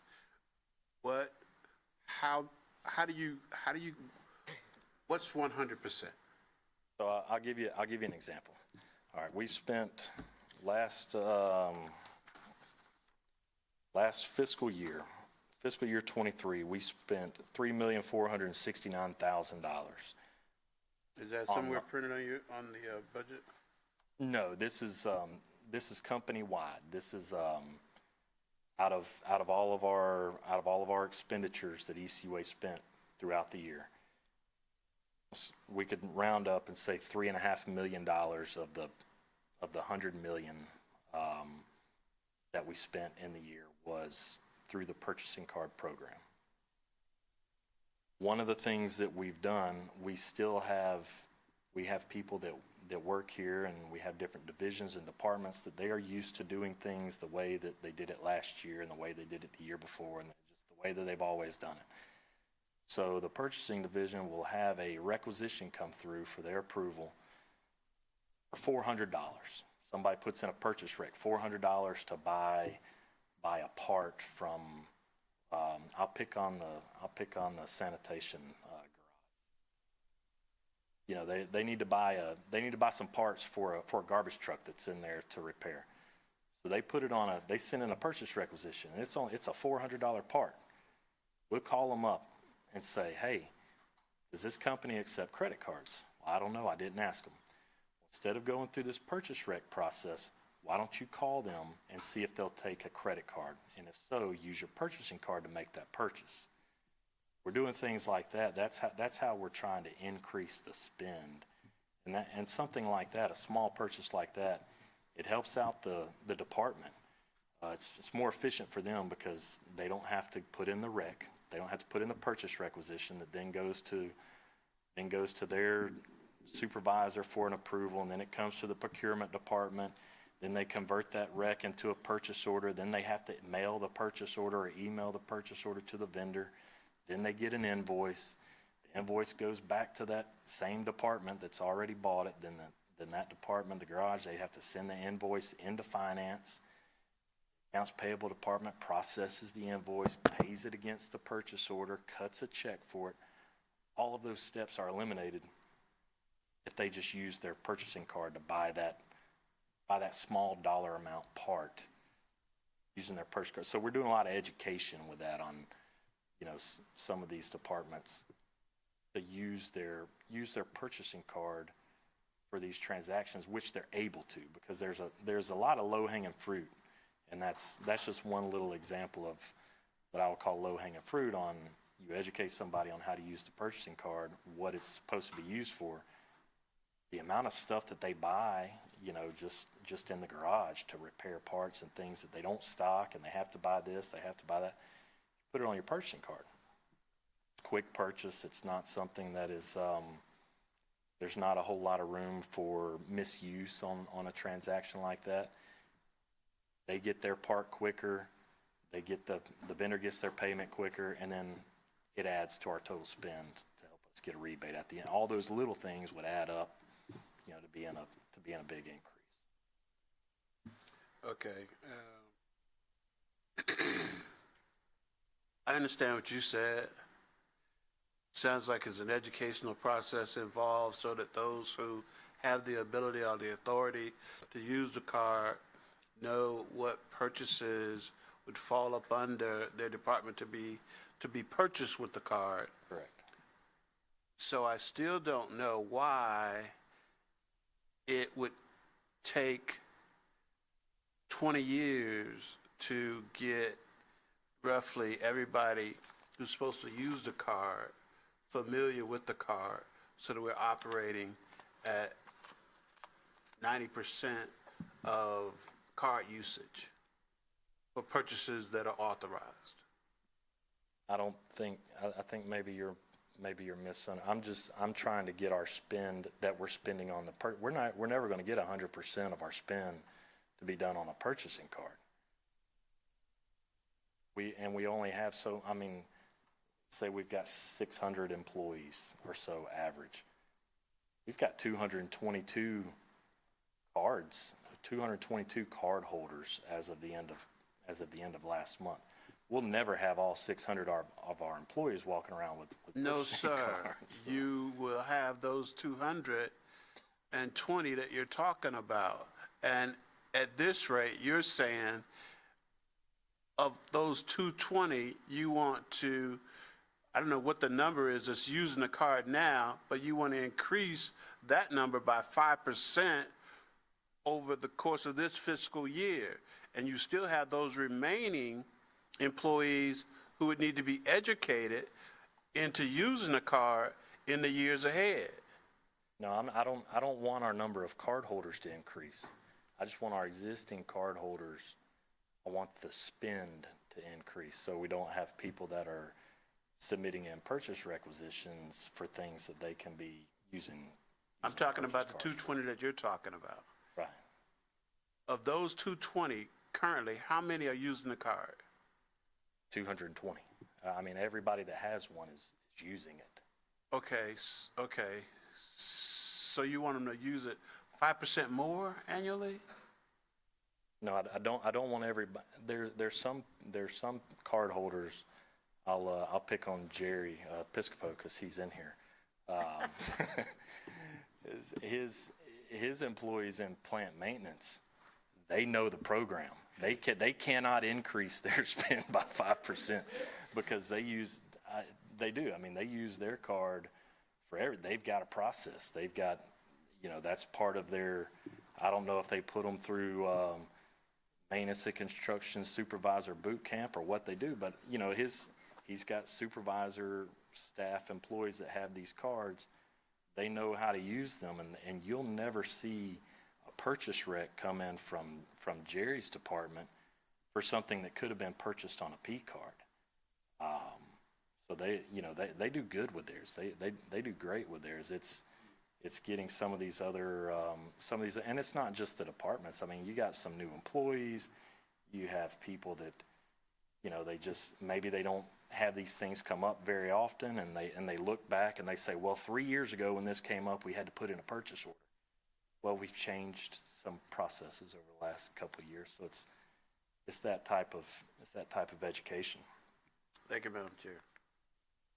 Thank you. Mr. Stevens.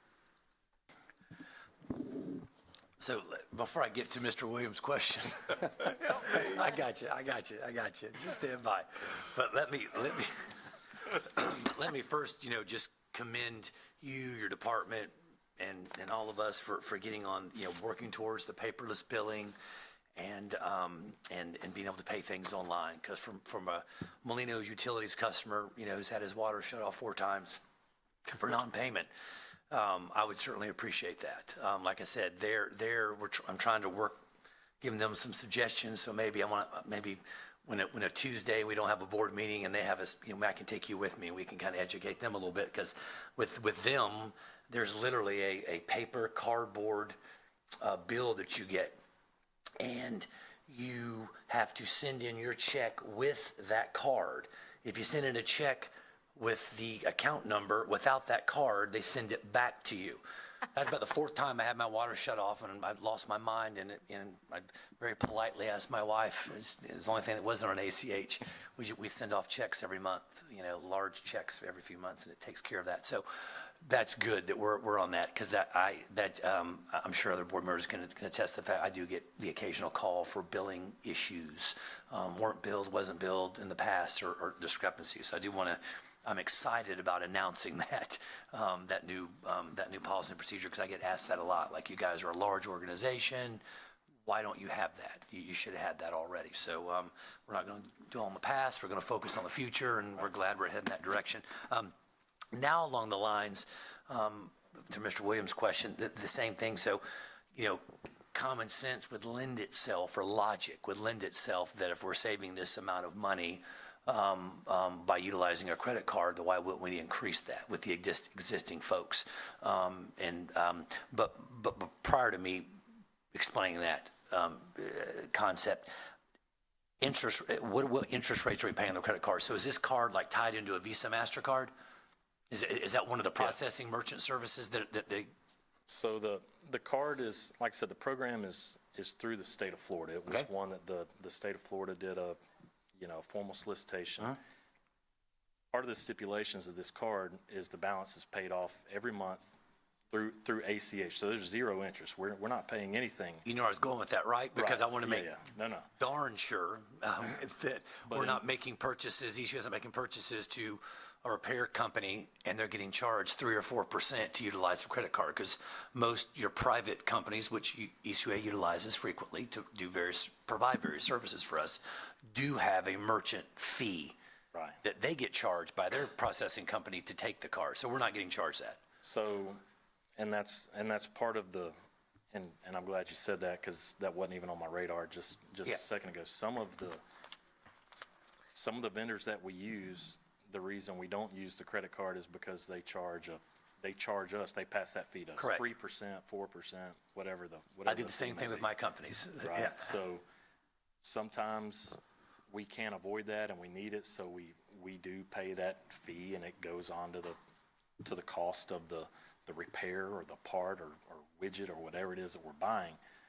For the most part, that's one of our things. Hey, if they're charging you a fee, you really need to think about that before you swipe it, because it's, if you've got to have it, if it's an emergency, yeah, we'll pay the fee, And so but if it's not, negative, yeah, because in my mind, I'm looking at this, and on the surface, almost 50 grand a year, I'm like, damn, that's pretty good. That's a good ROI, right? Return on investment.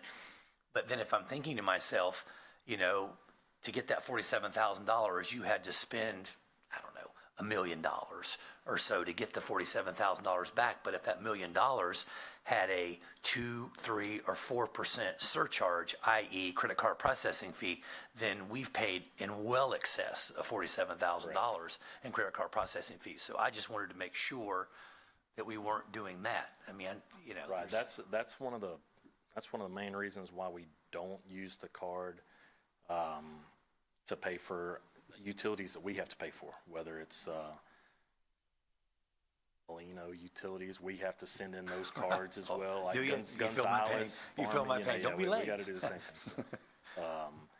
But yes, so that's general rule of thumb is if there's a fee attached with it, send in the purchase rec. We'll do it the Write way him a we've been check or a doing it, wire or but- whatever the case may be, yes. yeah, but you can go to, if you get things from, some of Napa or, any of our vendors that we use, that we buy parts from, like, you're talking about big box stores, Right. not a mom and pop's company, but these large corporations, they don't charge that fee, so we use it. Yeah, and we've got the buying power and the purchasing power, because I do the same thing. We buy supplies from various companies, and I'll play that game on, like, look, XYZ is not charging me 3%. You want my business? You're not going to charge me 3%. But by and large, that they do. But so you're being, like I said, you're aware of that, because that was that was it. I just wanted to make sure, like I said, that we are, because to your point, when Mr. Williams' question is, logically, why don't we, if we're getting this rebate money, why don't we continue to do that? Why wouldn't we increase the ones that don't? Because there's protections, right? That's why, I was assuming it was tied into some type of Visa, MasterCard, those two big kids on the block. And there's Visa. Purchase protections. Like, I'll put things on my Amex Business Platinum with the intent of, A, getting the additional warranties, whether it's a business or not, so you get the additional warranties with parts and so forth. But if I have an issue in an audit, or you have an issue in your department in an audit, 30, 60 days down the line, and I find a problem, they get all my money back. It's not like we write the company, if we write a check, good luck. You're fighting with the check, wires, things of that nature. So it's actually safer. But again, I'm using small business and consumer, and you will educate me on whether or not those same protections are afforded to an organization such as ours, because in theory, it's better to use the credit card. You have more protections with the credit card. Like I said, even if you find something 2 months down the line through an audit, we'll get our money back versus that check. It's a little bit more problematic. Yeah, and there's programs out there, and I get hit up all the time, several times a year, from a consultant or somebody like that. Hey, let's go to, they used to call it making your accounts payable with a ghost card or automated AP processing. So what they say, oh, you're on the state contract with Bank of America on the Visa purchasing card program. I can get you a card, or you can get your cell phone, it's your program. Right, sure. You can get a card for your accounts payable office. You can pay all your vendors through that card, and just think about the rebate that you'll get. You'll increase your spend. You'll go from $3.5 million a year to spending $100 million a year, and you'll get this giant rebate. It'll be great for you. I'm like, well, what's the catch? Well, the catch is everybody that you're paying has to pay a surcharge. Right. So, that's not, hey, you'll email a link to your vendors, and they'll have to click this link, and they can get a card, or they can get a pay card, and they won't have to pay. So, but it's just a lot more headache to the I can vendors tell and you things this, like that. but and I can so tell you we don't- this, we where don't it's do that. going, you know, that's something we may want to look at, because that fee is on the end user and the vendor. And I can tell you, it's nice that we're feeling bad for some of these business owners, but we all pay that. Like, I mean, you can go down to the DMV, what do they call it, a convenience fee? So, you know, consumers in general are used to paying that credit card process fee or convenience fee, whatever the case may be, but that gets passed on. So if that's something we ever did look at doing, your department looked at doing, that would definitely be a charge that I would look at passing on to the end user. Nothing that ECUA or our ratepayers are going to be paying, but that the end user would be paying. So, I mean, again, that's something you can look at later. I just want to make sure that we're not paying it. No. When we're using that card now. That was all I had. Thank you. Thank you. Mr. Perkins? My question has been answered. Thank you, Ms. Benson? Great minds. Thank you, Madam Chairman. If I might ask, your salaries are going up, but your life and health insurance is going down substantially. Sorry. How did that happen? So I probably should have mentioned that, and I guess this, you may see this in other departments as you're seeing these presentations. The health insurance amount is based off of the plans that the employees actually have. You know, whether they have single coverage, family, employee children, or no coverage at all. So whenever we have vacant positions, we by default will budget those vacant positions. We'll do the salary, and then for health insurance, we budget it in that mid-range, which is like the employee children level of coverage. Somebody comes in, you had it budgeted for employee child. They come in and they say, "Well, I'm just employee only." You're going to see a cost savings there. And then if you have turnover, that's the biggest place which you'll see this. So if you have an employee that had family coverage, which cost ECUA the largest amount of money, they leave, retire, transfer to a different division, whatever. You replace that employee with a new employee that either doesn't elect coverage or they have a lower tier coverage. You'll see that cost go down. And, you know, the increase to salaries, that was based off of the merit increases from last year. But I did have a couple of retirements last year. And so there were higher salaries, and they got, you know, backfilled at a lower position. And so the salaries didn't increase to the same level, but the changes on life and health insurance are just strictly based off of what is actually in that position right now. So you could see it the other way as well. You could see where salaries maybe stayed the same, or maybe there was a 1% increase in salary, but you have life and health insurance that maybe it increases by $50,000. Could be because, well, you had a person that left that didn't have coverage, and the person that came in has family coverage, so then there's a big swing there. Good question, Ms. Benson. That was Thank you. just Yeah. So I had one other thing. Yes, ma'am. You're projecting a decrease in overtime, pretty substantial. What do you have overtime in? The only time that we really use overtime now is at year end for the inventory. We do a physical count of all the inventory and all the warehouse. We have a purchasing warehouse. There's a warehouse here at the Ellison Field garage, and then at the sanitation garage. And there's thousands of, we have to count everything. We do that over the weekend out at sanitation, because that's the only time we have available to do that. So during that time period, we have Saturday and Sunday, which is all overtime, and then the following Monday, Tuesday, Wednesday, it's normally longer days. So we have several staff, and we get help from staff from other departments that come in and help us with that. But those people are having to work overtime, so the finance department has to pay for that.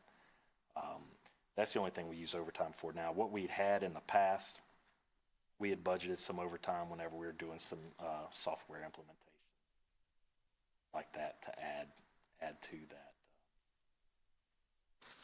One other on your line items, you had outsourcing utility bills that was an increase of 30,000. If we go to the projected e-billing that you want to do, those numbers come down, or is there a rising cost to doing that, outsourcing that process? So the biggest savings that we see is on the postage. That we have it split into two line items with our outsource. So we have the outsourcing, which is the processing fee that the company charges us, and then we have postage. So even with the e-billings, we do see a small savings on the outsourcing.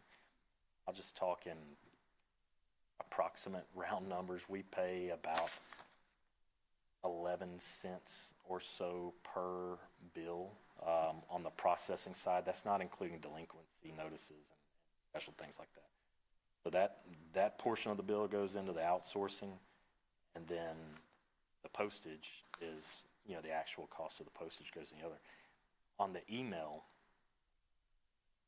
instead of it being at 11 cents, per bill, it drops down to about 8 or 9 cents, somewhere in that range, because you're not, part of that processing, that outsourcing cost is the cost of printing and the return envelopes and the envelopes. So those couple of cents that involve with actually paper products fall off, but we still have it's replaced with the email fee, but it is a little cheaper, but not, we're talking 1 penny or so per.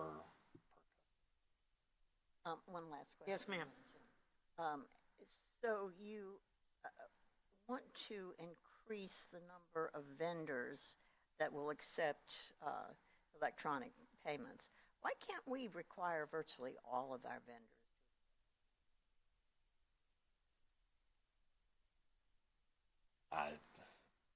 I'm really not sure how to answer. I mean, I know there are some that we can't pay electronically, like some governmental agencies, federal government, for example. Some people still use fax machines. In order to pay the federal government electronically, you have to allow them to come into your account and get the money. You can't push it to them. You gotta allow them access to the front door to come in and get it. I see. We don't like to do that. We've got a lot of ACH blocks and filters and things on our accounts. But most of the people with whom we do business day to day, I would assume, would accept electronic. A lot of them do, and a lot of them like that. And our accounts payable division, they reach out to the customers and say, hey, can I get you to sign up to receive a EFT payment? Fill out this form and copy of your check. And you've got some success with it. I don't know why you don't want the federal government's pocket. They're in all of ours. I guess if they wanted it bad enough, they could come in and get it, whether we wanted them to or not. But we don't want to leave the door unlocked for them. Thank you very much. Thank you. By the way, great measurable goals and objectives, and Thank you. appreciate that. Mr. Rivera. No, Kevin actually answered it. Thanks, Kevin. I appreciate it. Good work on your part, Kevin. No, I'm playing. Thank you for the report. It was very good and very thorough. I do appreciate it. Thank you. Welcome. Thank you, Justin, for a very good report. And I want to just say the same thing that Ms. Benson did. Not everybody's done the 2024 targeted accomplishments, and that's what I like to see. I like to see what you told me you were going to do last year and what you did, and that speaks of volumes. So I really appreciate that before you tell me what the target is for next year. So I really appreciate it. When I do my reviews every year, I give them the answers they gave me last year. So where did you get? So I appreciate that. That's really good. And the reason that I always ask for that is I'm a member of a group called NAIOP, and they are the ones that are always after me for the being able to pay a higher bill than that 500. So I'm going to see them later this week, and I'm going to let them know. Coming soon. Yeah. Most of them are, you know, they lease out properties, so that's why they want to have that. Thank you. And I don't see anybody else wanting to speak, so appreciate you. And do you guys want to move forward or take a break? Charge on? Okay, we're charging on. All right, we're going to go now to this, and if you need to take a minute, feel free. CAC Budget Workshop on Human Resources and Administrative Services.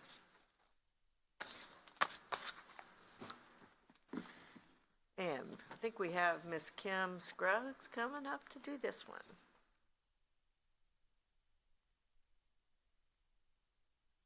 Good afternoon, Kim. Can you hear me? Okay. Good afternoon. I'm Kim Scruggs. I'm the Director of Human Resources and Administrative Services. Okay. And I'll be presenting the budget presentation for FY 2025.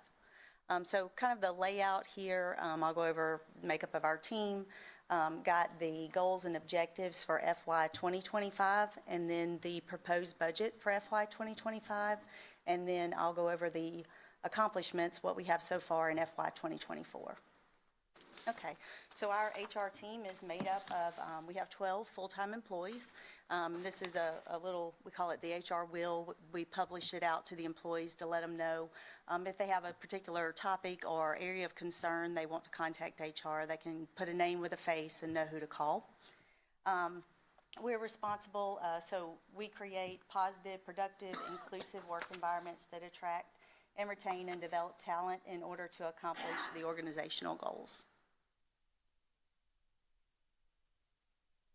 In our departmental responsibilities, it includes the full employee life cycle. We have, right now, we have about 582 full-time employees.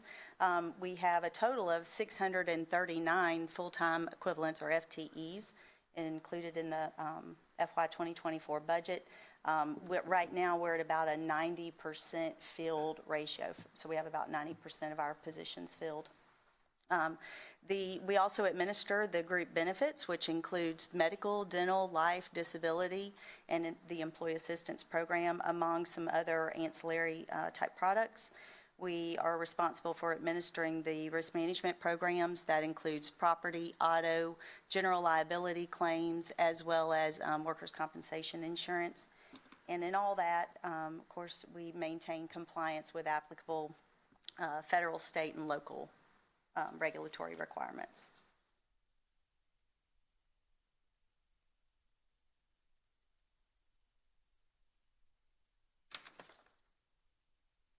So the overarching goal is to build and maintain a culture of trust and respect and engagement that makes ECUA a great place to work. So everything that I'll talk about today kind of funnels up to that and setting our workplace up for success as well as our employees up for success. Our objectives are to maximize the performance, safety, and well-being and efficiency of our workforce. And we do this by fostering a work environment that promotes employee engagement and motivates employees to achieve success both personally and for the organization. To understand and support employees at all levels of the organization as they endeavor to provide the highest level of service to our customers and to also meet the organizational objectives that they have set for them. To develop and maintain effective cross-departmental relationships that foster respect, collaboration, and shared responsibility for organizational success. To establish and maintain an effective, well-rounded compensation philosophy, and this helps us to attract and retain employees and also helps with motivating our current workforce. To expand the educational and development opportunities as they relate to maintaining fair and equitable practices and procedures in day-to-day operations. And lastly, with every interaction that we have with departments as well as with employees, to use our sphere of influence to help bring about positive change and contribute to an overall healthy and productive workplace culture. And in the end, the reality is culture really does matter. I'm gonna, do you want to ask your question now or at the end? Okay, go ahead. Okay. So for 2025, our targeted accomplishments is to increase formal recognition of employees by 10% to boost employee morale, improve the customer experience, and to increase employee motivation. We do this through a multitude of ways. There's the ACE Award program that's initiated a lot of times at the department level and works its way up through our executive director and awards an employee for going above and beyond what's expected. We also have a place in our monthly newsletter. It's referred to as the 4-year benefit newsletter, where we recognize employees and also whenever we receive customer accolades and a job well done, then we'll publish those in the 4-year benefit for employees, other employees to benefit and benefit from. Number 2 is to attract and motivate and retain top talent. We're going to conduct a comprehensive compensation study by the end of Q2 in FY 2025 to ensure competitive compensation for all positions that align with the budget and applicable job markets.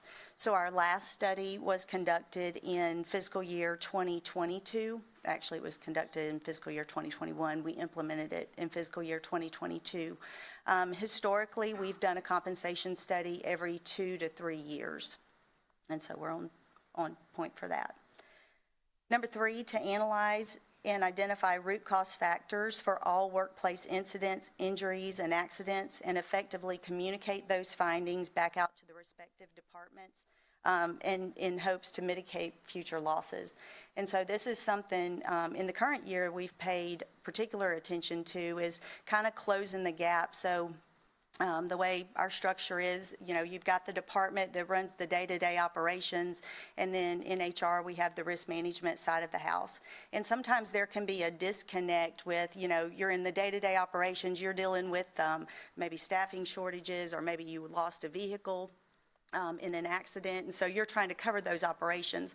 Well, what might get lost sometimes is the cost of the actual claim or the impact to our claims history. And so we've made intentional efforts to dial the department back in on the claims side of things so that they're aware of kind of the full picture of what may be happening, and also to collaborate about different safety measures that need to be touched on either through our training program or through the departmental training.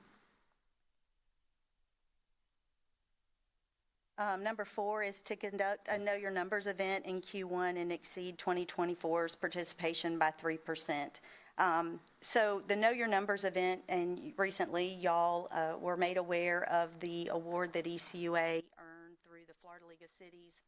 And this is tied directly to that. So we received the $25,000 reward. But bigger than the monetary reward, we want employees to benefit from knowing the status of their numbers.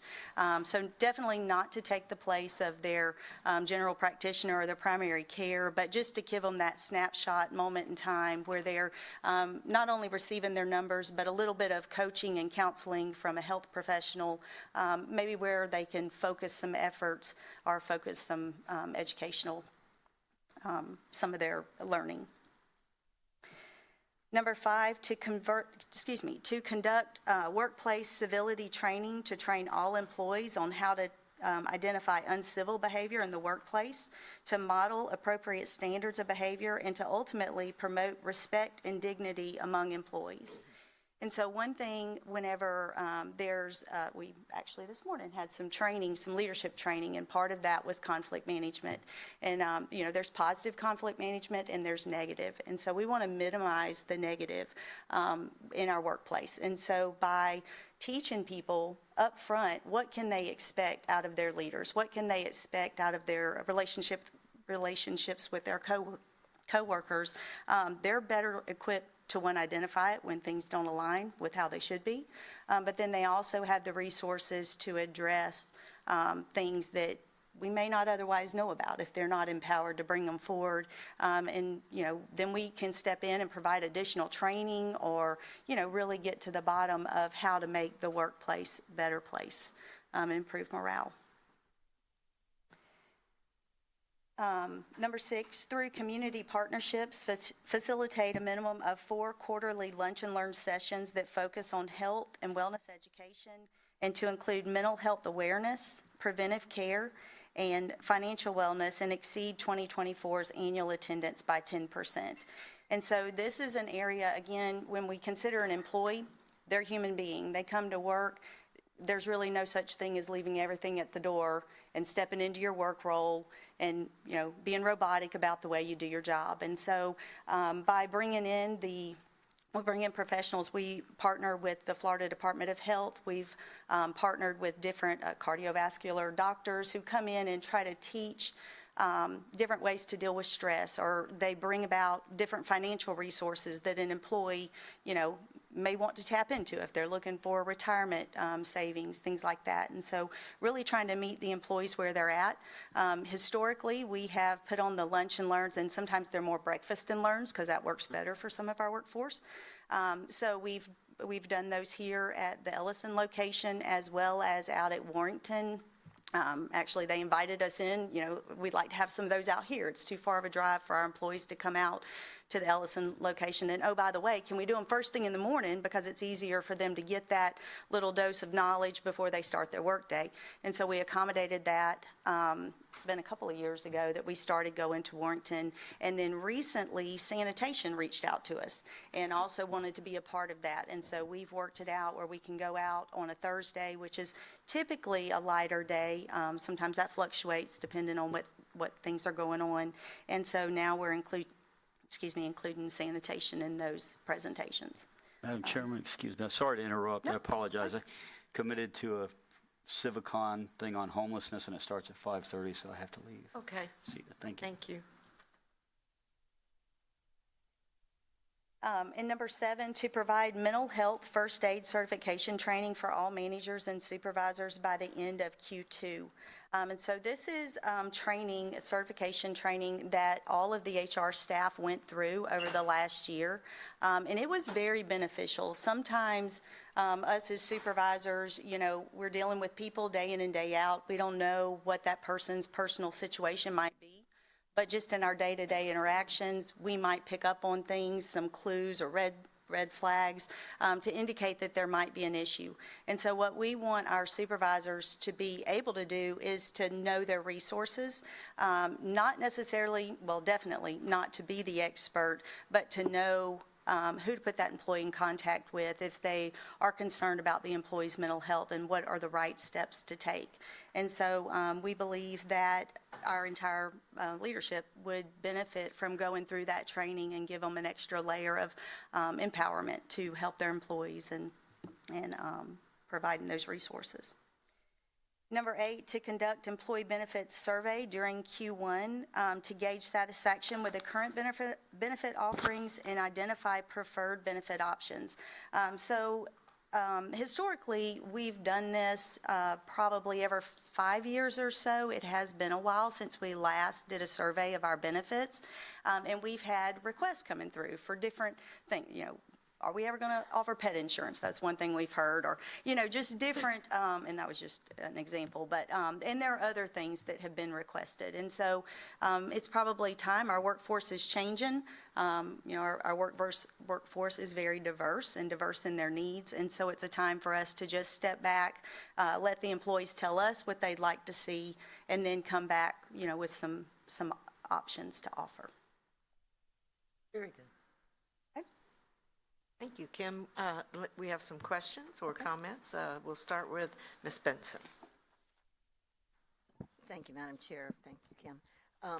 So right now we're at 90%, our positions are about 90% filled. Can you give me some context of that? Is that fairly typical? Is that where we tend to hover, or are we down? And also, are there pockets where we're at a critical need? In other words, it's not 90% across the board, but there may be mechanics, for example. Can you just give me a little context on that? Sure. So 90% filled is a little low for us, and I'm really going back to pre-COVID. Like whenever you look at 2019, we really haven't fully recovered from all the turnover that started happening with 2020. But it has gotten better. I mean, that's the good thing. We typically trend, prior to COVID, about 95% filled. And it just depends. It kind of ebbs and flows as far as, where those vacancies are at. But as far as being able to sustain a 95%, that's typically where we were previously. As far as there being a critical need, I would say right now, and the departments would definitely have to weigh in on this as well, but I would say right now fleet mechanic is probably the area that we have the biggest need, just due to the sheer volume of vacant positions that we have. We do have quite a few vacancies in regional services. However, the regional services department does more of a temp to hire program. So although our vacancy list may show that we have 14 vacancies, they've actually filled a majority of those positions with temporary employees. And it's a way for ECUA to have the employee work for us and us, get to know the employee in their work setting, and then the employee also decide if ECUA is the right fit for them. And so we've had a really good success rate hiring people through that temp to hire program.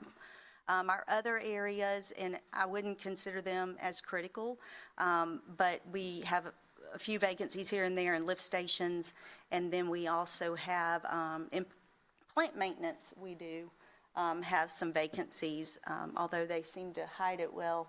They do a lot and cover those vacancies. And then in our engineering department, we have some professional engineer positions that tend to stay vacant longer.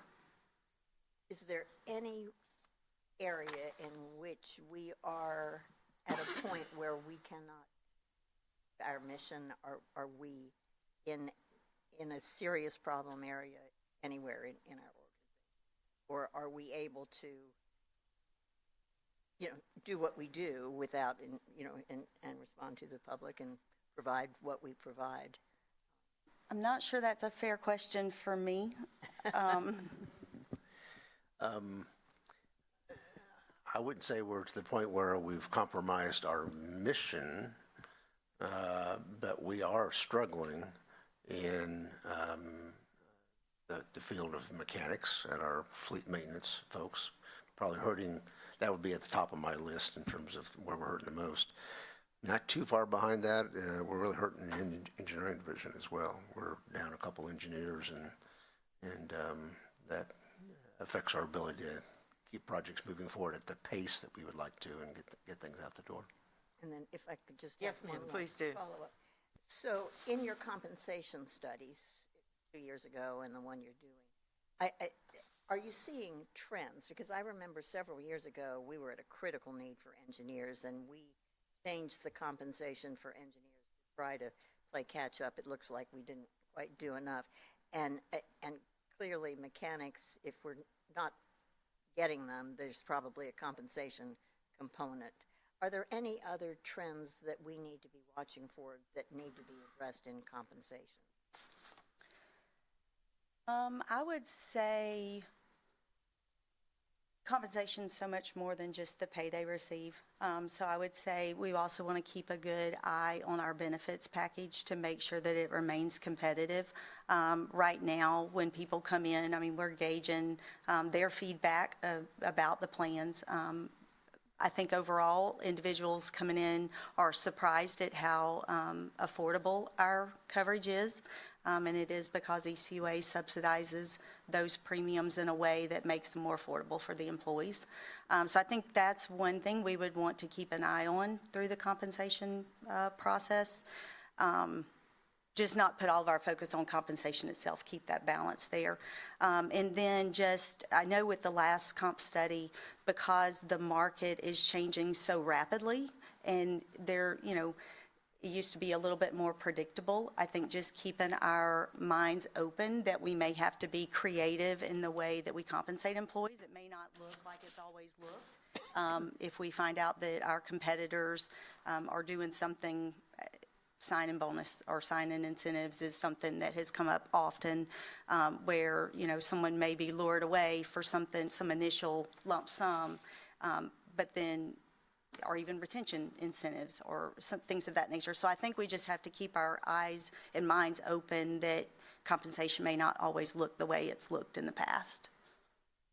Yes, thank you. Great questions. For a while, we were having trouble with retaining people with a commercial driver's license. Tried to address that. Has that problem eased somewhat, or is that still an area of concern? I'm going to say that it has eased, and I'm basing that on the number of VOEs that we receive for active employees who, and it's a specific VOE that comes in for a commercial driver.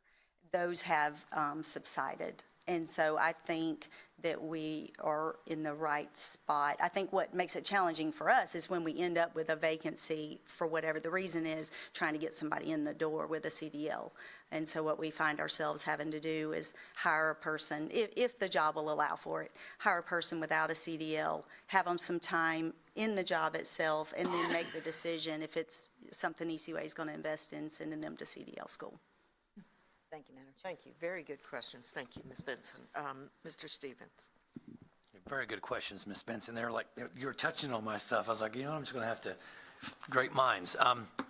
Along those same, that line of questioning, compensation study Q2. Now, I know we're putting that off until 2025, but, Ms. Benson brought up a point about CDLs, and I remember that was kind of a hot button of mine as well, and what we needed to do to kind of go above and beyond, because we were down many, many positions. I mean, I don't know if we ever hit critical, but I was getting a lot of calls from missed garbage pickups, let me just say that. And so I know that probably played a little part in the CDL drivers. That looks like, this board came together, we talked about it. I think we made the right decision to go ahead and get those ladies and gentlemen some additional compensation. And I think, to your point, I think that part has been, at least now, for now, has been handled. That brings us to like the engineers and mechanics. And, we talk about staying competitive with some of our counterparts, city and county and so forth.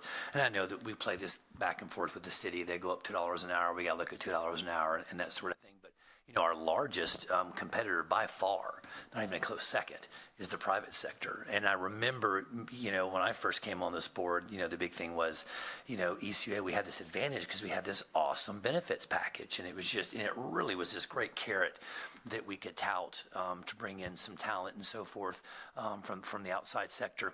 Post-COVID, private sector, myself and several board members can relate to this, have had to step it up significantly on your insurance, your retirement packages, and which are on par, and I dare say in some cases in excess of what ECUA, and it's not just ECUA, it's county, city, it's are able to offer. So now the private sector has met, in some cases, like I said, exceeded what what ECUA and other public municipalities are able to offer. So that's our big challenge right now.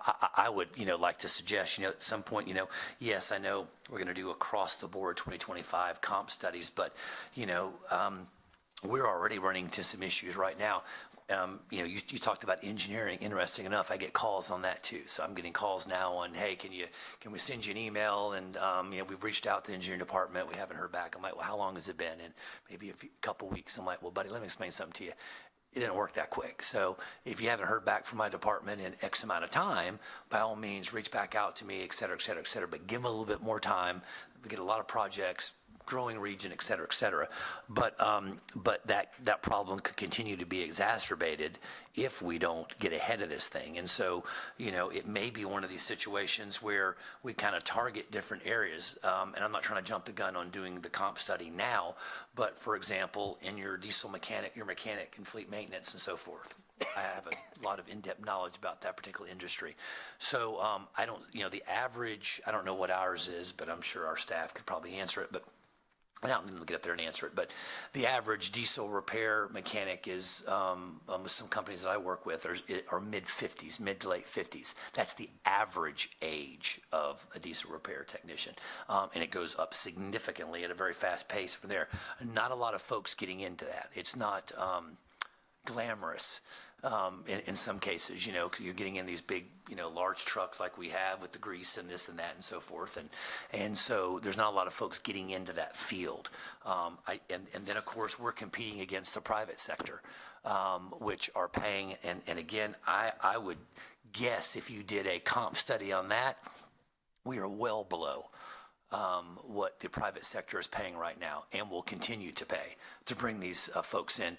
You brought up the concept of getting creative, with our pay, and it's not an if, it's when, because you've got a lot of the diesel repair companies, I'm just going to focus on that for now, that are doing, sign-on bonuses and so forth. So I that's been a recurring thing. So I know we had CDLs, which we had a shortage of, which thank God I think we've bridged that gap for the most part.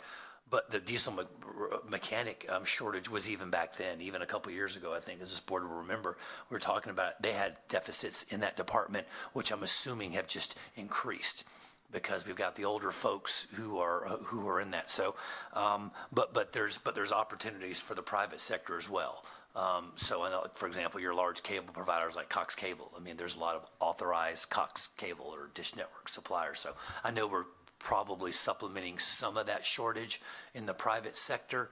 But to your point, I would be interested in maybe even suggest, and this may not be the forum to do that right now, us doing comp studies on engineering and mechanics prior to next year, to see where we're at. Because if it's bad now, I look at it getting worse by then, and especially the engineering department, when you've got an area in Escambia, especially my district north of Escambia, growing at the rate it's growing, and we're already having challenges on the engineering department, staffing, shortages, because these guys and girls work above and beyond, but there's only so much. You talk about a positive work environment that we can put on these folks. So we may want to look at doing those case studies sooner rather than later in those particular departments that we're having, at least to have kind of an overview of where we need to be before we start getting a bunch of folks up here filling out pink slips, talking about waiting, X, Y, Z or time on trying to do that. And then, of course, the diesel repair part. And then I didn't hear you talk about, and you may have, and I apologize, I'm having some technical difficulties on my monitor up here, so that's why I'm looking at the large screen. But exit interviews, are we still conducting those? Did you reference that? You probably, I just didn't, okay. I didn't reference it, but we are still conducting exit interviews and stay interviews. Okay, and by and large, I mean, if they leave us, do you see a recurring theme, or is it just kind of all over the board? Left for a better job, more pay, more compensation, more time off, or I just don't feel like working 40 hours a week. I mean, what are you getting? Yeah, I've seen that. Okay, so have I on the price. Yeah, compensation comes up quite often, and the other area is a supervisory issue. I see those as recurring themes, depending on who the exit interviews with. And that's real important. So in the private sector, I oversee and manage a wide variety of different industry groups, but one recurring theme is like, they always, you've heard the phrase, I'm sure, Ms. Scruggs, people don't quit their jobs, they quit their bosses. So, it's very, very critical that we, I know we've had some issues in the past we've addressed and we've moved on before when it comes to supervisory and so forth and made some changes. But that is critical because in the very competitive environment that we're in right now, again, I look at us competing against the private sector more so than city and county. We can't afford to lose good, solid people. And what we don't want to have happen is a situation where this gentleman or young lady has left us because they've got a confrontational or bad taste in their mouth about their supervisor. So I'm sure you're looking at that really, really closely because I implemented that several years ago, and it's amazing. And senior level staff come see me before they leave. So, and then their supervisor is well aware of that. They're going to come see me, and at that stage of the ball game, I get it all right there. Mm-hmm. You're not quitting. You're not worried about being penalized or ostracized because you've quit. You've turned in your 2-week notice. So lay it on me. I want to know exactly the reason, and it's eye-opening sometimes on what I get on those individuals. So it is nice to know that my senior staff knows that we conduct those and they govern themselves accordingly, hopefully, because they know when that exit interview happens, it's we're going to get the condensed version. So I'm glad we're still doing those. And you're saying it's a wide variety, and I'm sure if it's a managerial supervisory issue, you're handling that accordingly like you do. Okay. That's all I have. Thank you. Thank you, Kevin. Mr. Rivera. Yes, ma'am, Madam Chairman, thank you. Great report, very thorough. I do want to ask you one question about the targeted accomplishments. Number one, improve customer experiences. Talk to me a little bit about that. How do you intend to do that? Just talk to me a little bit about it. So we see a direct correlation between employee recognition and the service that they provide to our customers.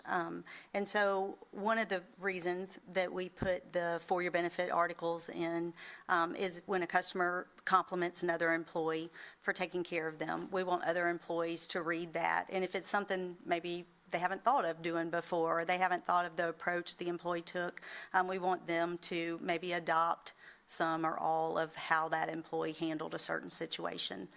So that's the way that we see those two relating, is happier employees, more satisfied employees are going to provide a better service to the customer. Good. Thank you. I appreciate it, because I do think that improved customer experiences probably should be one of the top goals of this organization. I hear it across the board. They're just, for whatever reason, I work at Sheriff's Office, so I get it. People are unhappy with service. And I'm always the guy that answers that unhappy for service call. So I always think about new and innovative ways to make at least us look better. And so I hope that we do the same here for ECUA. Thank you. I appreciate it. Thank you. Thank you very much. Ms. Ritz? Yes, thank you. When reviewing this the other night, I was looking at the compensation study increase. Would you give me some insight as to what the compensation study's $45,000 entails? So that is what we estimate it might be. Our last study cost around $40,000, and we anticipate that there'll be some type of increase, as there has been with other services. So that's just an estimated cost. We've not gone out for bids on that. But what it would include is they go, so typically the process would have a position description questionnaire that would be completed by individuals in the jobs themselves. And then the supervisors of those employees would also have input on, how critical is it that the person do the task, what's involved in doing the task, very granular type questions about the job itself. Then those questionnaires would be put through a process where they're evaluated, and it's what's called a points factor analysis. So there's certain compensable factors, usually 6 to 8. We identify those with the third party that's doing the comp study. So they will go through those position description questionnaires, identify the compensable factors of the job, and assign a points value to those. And then that point structure is used to develop the structure of our pay plan.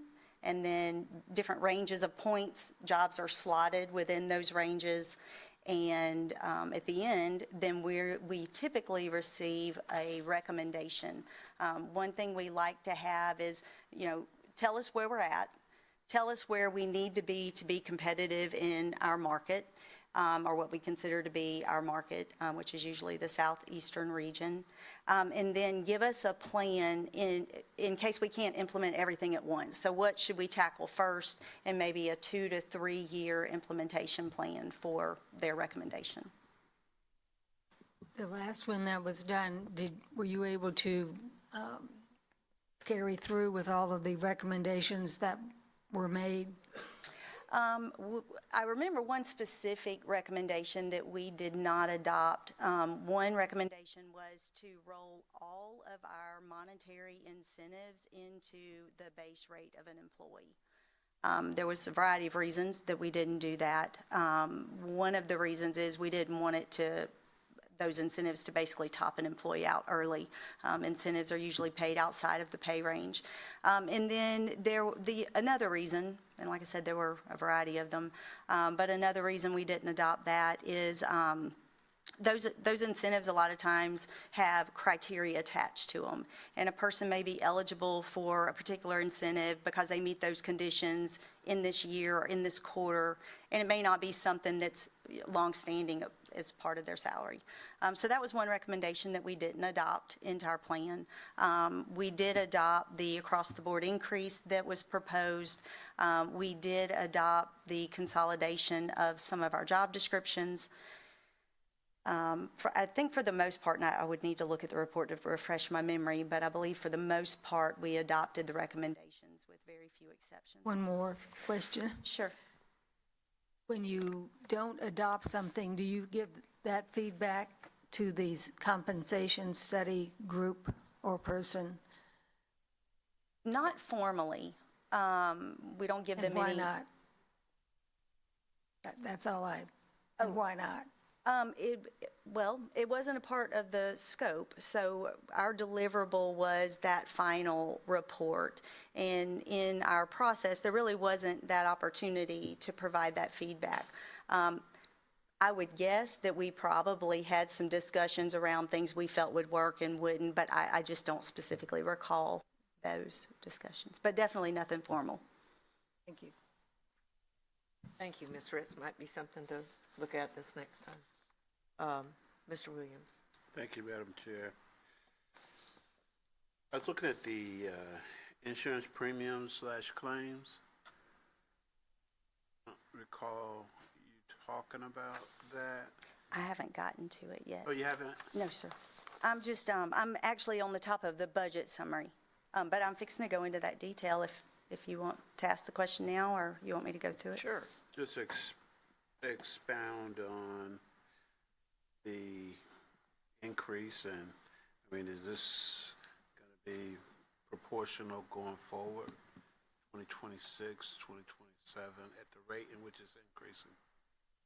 So we don't have an answer as far as what to expect in future years. We've been told for this coming fiscal year to brace ourselves for a 10% increase.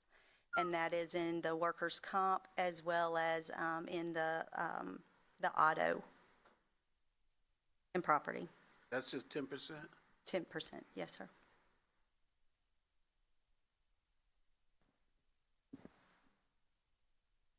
Now, I don't know exactly where you're looking, but in the overall budget, so there were several things under support services that had increases to them. There was a $292,000 increase for That's what what we anticipate to be the 10%. That's what I'm looking at. That's what I'm looking Okay. at. Yes, sir. Well, I'm looking, I guess, from fiscal year 2023, when it was 1.4 million, and then proposed in fiscal 25 to be 2.4. 2.1. Oh, yeah, 2.4. I didn't bring my glasses up here. So if you look at the FY 2024 original budget, that's actually what we're basing the 10% off of. It's $2,145,000, and increasing, a proposed increase to $2,437,000. I think that's $488,000. Yep, 23 was last year's. I guess I missed it in 2023. Okay. And so, you don't know, what drove that increase?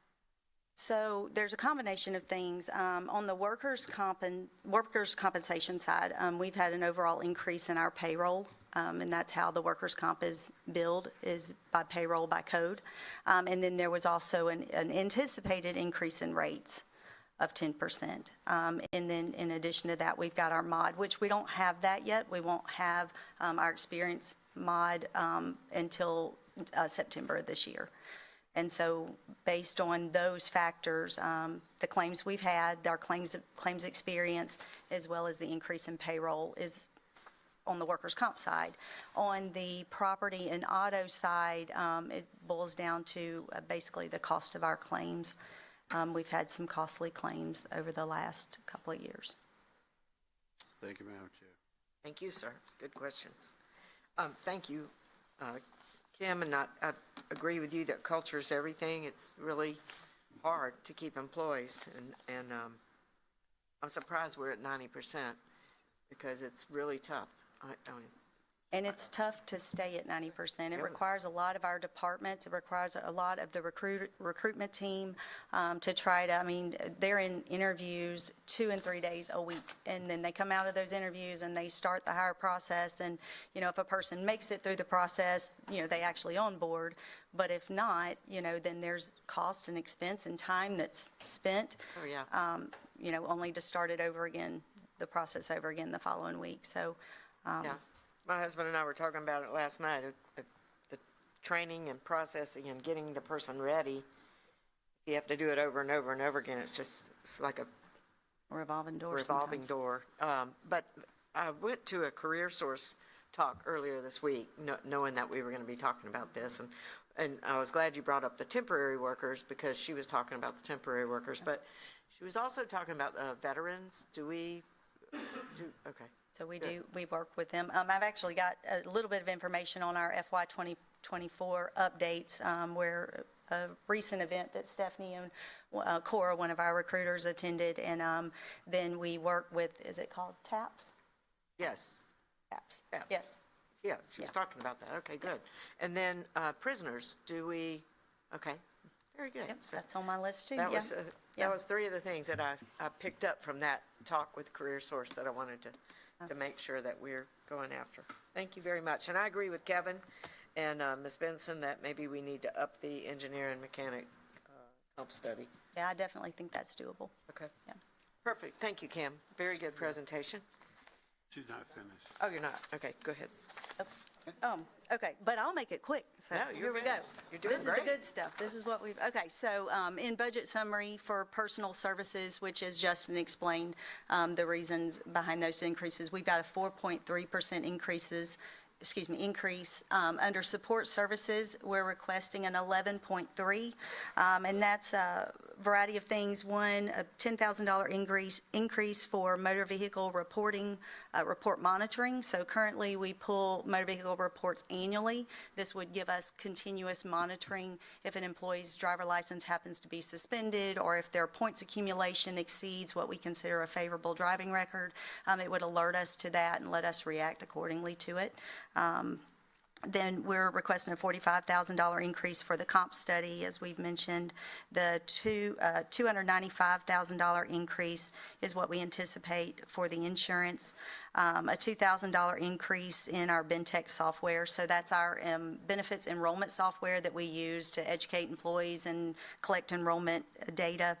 And then we're also requesting a $3,600 increase to cover the rising cost of goods and services, and that's related directly to our employee appreciation events. We would like to keep up with what we've been doing and not necessarily have to cut back. We'd kind of like to offset that inflation. We did have a $2,000 decrease in our copier lease that somebody in HR spearheaded and found us a good copier, actually better than the one we had before, and it was at a cost savings. And then over on the materials and supplies, we have a 3.4% increase, and it's primarily related to the third-party software applications, NeoGov and Recordables. And just to give you some updates on our 2024 targeted accomplishments. So one of them, and you won't see a slide on it because it hasn't happened yet, but we are on target to complete our 3rd employee satisfaction survey in the 4th quarter of this year. So I'll be sharing those results with you in the future. But we do have that scheduled. For 2024, we had planned and had our biometric screenings and flu shots clinic in 1st quarter of this year, and our goal was to exceed the previous year by 3%, and we did that. We actually had, in 2023, we had 258 participants. This year we had 275, and that number will actually continue to increase because as employees go and get their, they miss the biometric screening, but they can still go to their doctor, have their numbers run, have the form filled out, and submit that to Florida League of Cities. And we targeted accomplishment was to provide a minimum of 4 quarterly lunch and learn sessions and increase last year's numbers by 10%. So if you look right now, we're only halfway through the year. We're we're not quite there, but we have no doubt that we're going to exceed that. The employees are excited about these opportunities to learn. Just to give you an idea, in October of 2023, we offered retirement planning workshops. We had our deferred comp representatives come in, our Aflac representative come in and talk to them about retirement savings and the differences between a Roth and traditional, and maybe what might fit their scenarios better. In January of this year, we had a coach with Health Designs come in and talk to the employees about what it means to know your numbers. In February of 2024, we had Hope and Health Clinic come in and talk to us about cardiovascular health and good life nutrition. And then in March, we had Leakin Financial come in and provide a financial wellness seminar.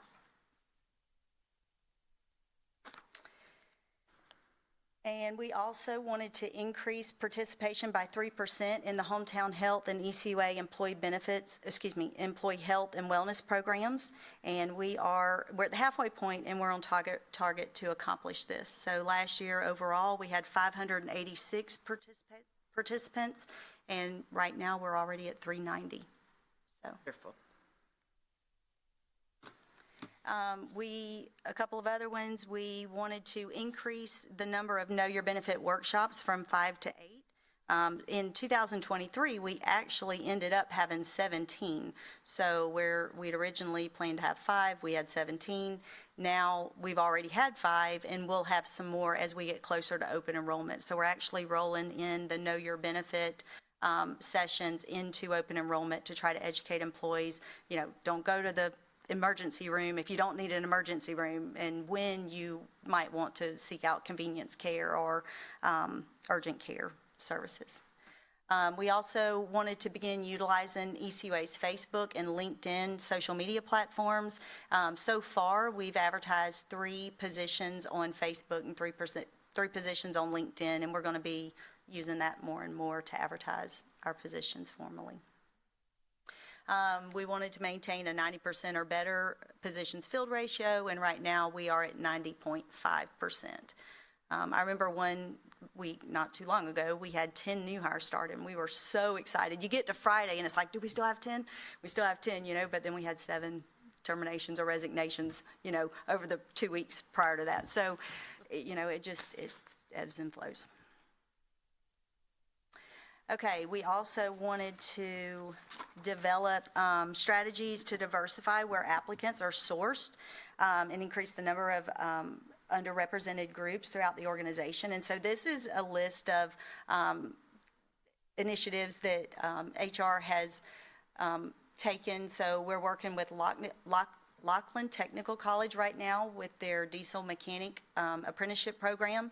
And actually, it was signed last week and submitted to them, so we're kind of putting the nuts and bolts together now of sourcing applicants and getting them started in their program. We've got the weekly radio show on WRNE 106.9 FM. We've got the partnerships we have with CareerSource Florida and CareerSource Escarosa.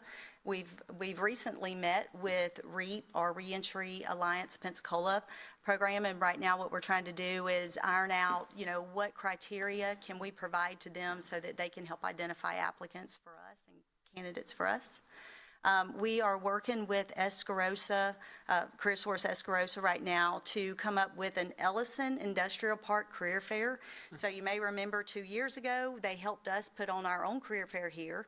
It was a great success. And so what we envision and partner with them is we'll have something like a what's that thing called? Like a scavenger hunt. Yes, a map. And so it'd take them around Ellison, nice. and they'll go to various employers and learn about, their different positions and what's available here in terms of employment opportunities, and then, turn their card in and get a prize or something like that. But it incentivizes individuals to come out and explore Ellison and get to know us better. And then, there's just numerous career fairs, transition fairs, there's non-traditional high school career fairs, there's mock interviews. We've partnered with various high schools, with Pensacola State, working with the university here. We're actually working right now with them on a grad project that they've got going on where they're going to do some job analysis for us.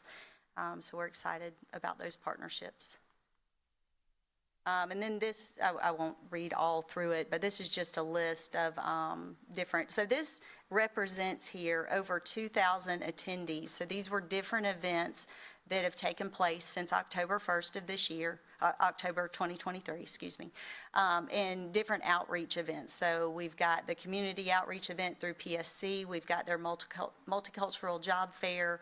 We've done a PSC recruiting event.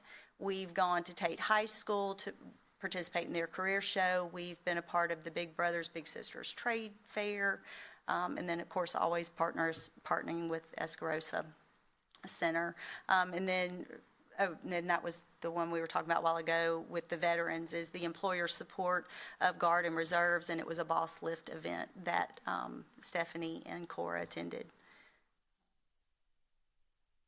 And then part of what we want to do is equip our leadership and our workforce in general, but our leadership with working with their employees and understanding the changing times and the different generations in our workforce right now. And so to date, we have, since Q1, we have had 3 series in our ECUA leadership training. That's what we were in this morning. The current topic is conflict management, documentation, and discipline. We've had 45 people attend that, and I think we have a total of around 90 supervisors that attend this leadership series. And so that's where we are to date. And then we continue to identify and evaluate the various factors that contribute. So this is a carryover from last year. You probably recognize that from the 2025 goals, but and I've already kind of recapped what we do as far as dissecting those, getting that feedback to the department, and then understanding how we can better meet their needs if it's training to provide, or maybe retraining sometimes. And then I think we have identified 6 modified duties positions, or job responsibilities. They're not necessarily positions, but they're areas of responsibility that an injured worker could return and work, as opposed to, having to sit at home. And then we continue to build ECUA safety culture, and that's a partnership with all the departments. Good. One more question from Mr. Williams, maybe 2? Okay, Mr. Williams? Thank you, Madam Chair. I don't know, I'm unfamiliar with what you do with prisoners. So REAP, they go by REAP. It's Reemployment Alliance Pensacola. They have a program where individuals who have been incarcerated, they evaluate them, they assess them, and then they have a group of employers that partner with them, that they identify individuals that may be a good skill match for those employers, and then they make those referrals to the employer. So we're in the preliminary discussions with them, and then what we hope to have is an avenue for a person, coming, reentering the workforce, that they have a good, viable job, as opposed to not being able to find employment. That's the goal. And so what's the name of the program one more time? REAP, but it's Reemployment Reentry. Alliance of Pensacola. Reentry. Reentry Alliance. Thank you. Obviously, I should know about this program. Reentry. It's a great program. Okay, then lastly, the point is, I spoke to Mr. Woody about this, is how we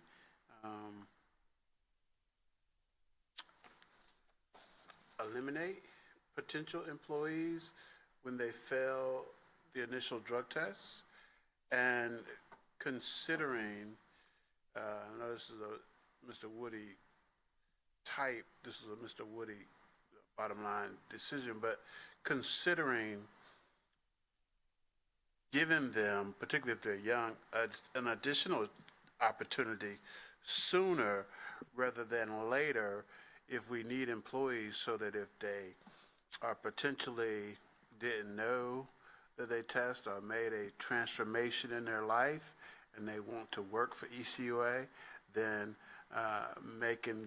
giving them that opportunity sooner rather than later as a potential employee versus I think those potential people have to wait now 3 years. 3 years? Yes. Yeah, so I don't know, what's the market, job market norm on that?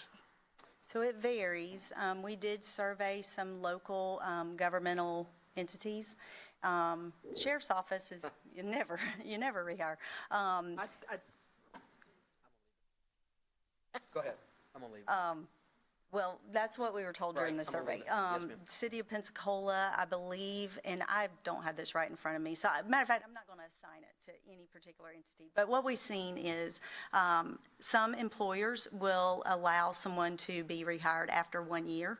And so what we're talking about is a person who either failed a drug test, who failed a drug test due to testing positive, or a refusal to test, or a temperature out of range, or a substitution or altered specimen. So all those are in the same category of individuals that want to seek reemployment. And so we've seen some of them will rehire or reconsider after 1 year. Others, because they have a CDL component or commercial driving component to the job, they stick to a 3-year minimum. We saw some that had an absolute, if you ever test positive or any of those other things I just mentioned, then you're not considered for rehire. So it kind of ranges there. As far as ECUA, we have just that one criteria as it stands right now. And we look at a large portion of our employees are CDL drivers. And so with that CDL component, we are comfortable with the 3-year look back. With any policy, times change, laws change, situations change, and so we try to revisit those as needed to, one, stay competitive, but then to also be relevant. Well, I just hope you would look at it, particularly when it doesn't involve CDL and safety matters, but more or less a bad decision, bad judgment on the individual's part who wants to come and be a viable part of ECUA. I've had several contact me who were young enough to be given a second chance sooner rather than later, either ruled in or ruled out, but potential employees who really wanted to come and work with ECUA. So I'm hoping that we will adjust policy so that those who would be a good fit need to be given a second look, could be given that, and then ruled in or ruled out sooner. Thank you. Thank you. Ms. Benson? A couple of things. Does the drug-free workplace policy have any policies related to what Mr. Williams was asking for as far as rehiring? Because in order to qualify as a drug-free workplace, I think we So I believe you're talking about the drug-free workplace where like we get a discount on our workers' compensation. Okay, so it does not stipulate the time frame that we would have to wait to rehire someone. That would be an ECUA policy. Mr. Williams' recommendations are certainly worth a couple of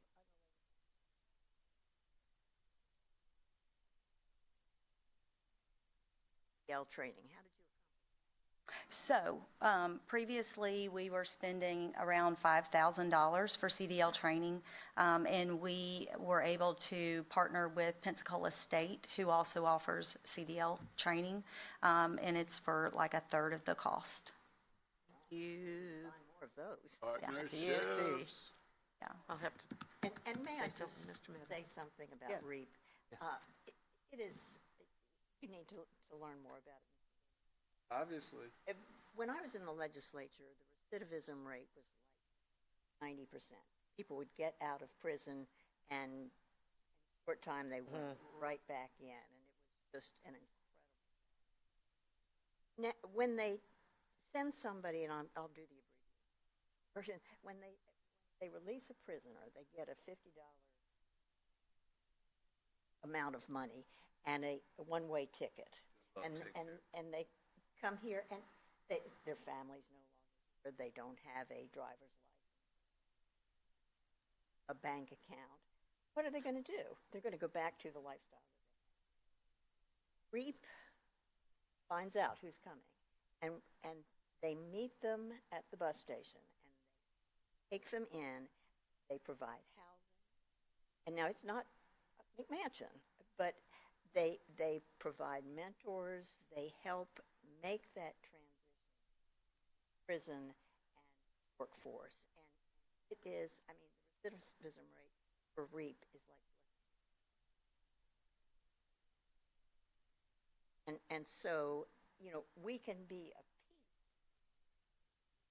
of that because they're always looking for jobs. People who want to turn around. So, anyway, it's a great program, and I appreciate ECUA.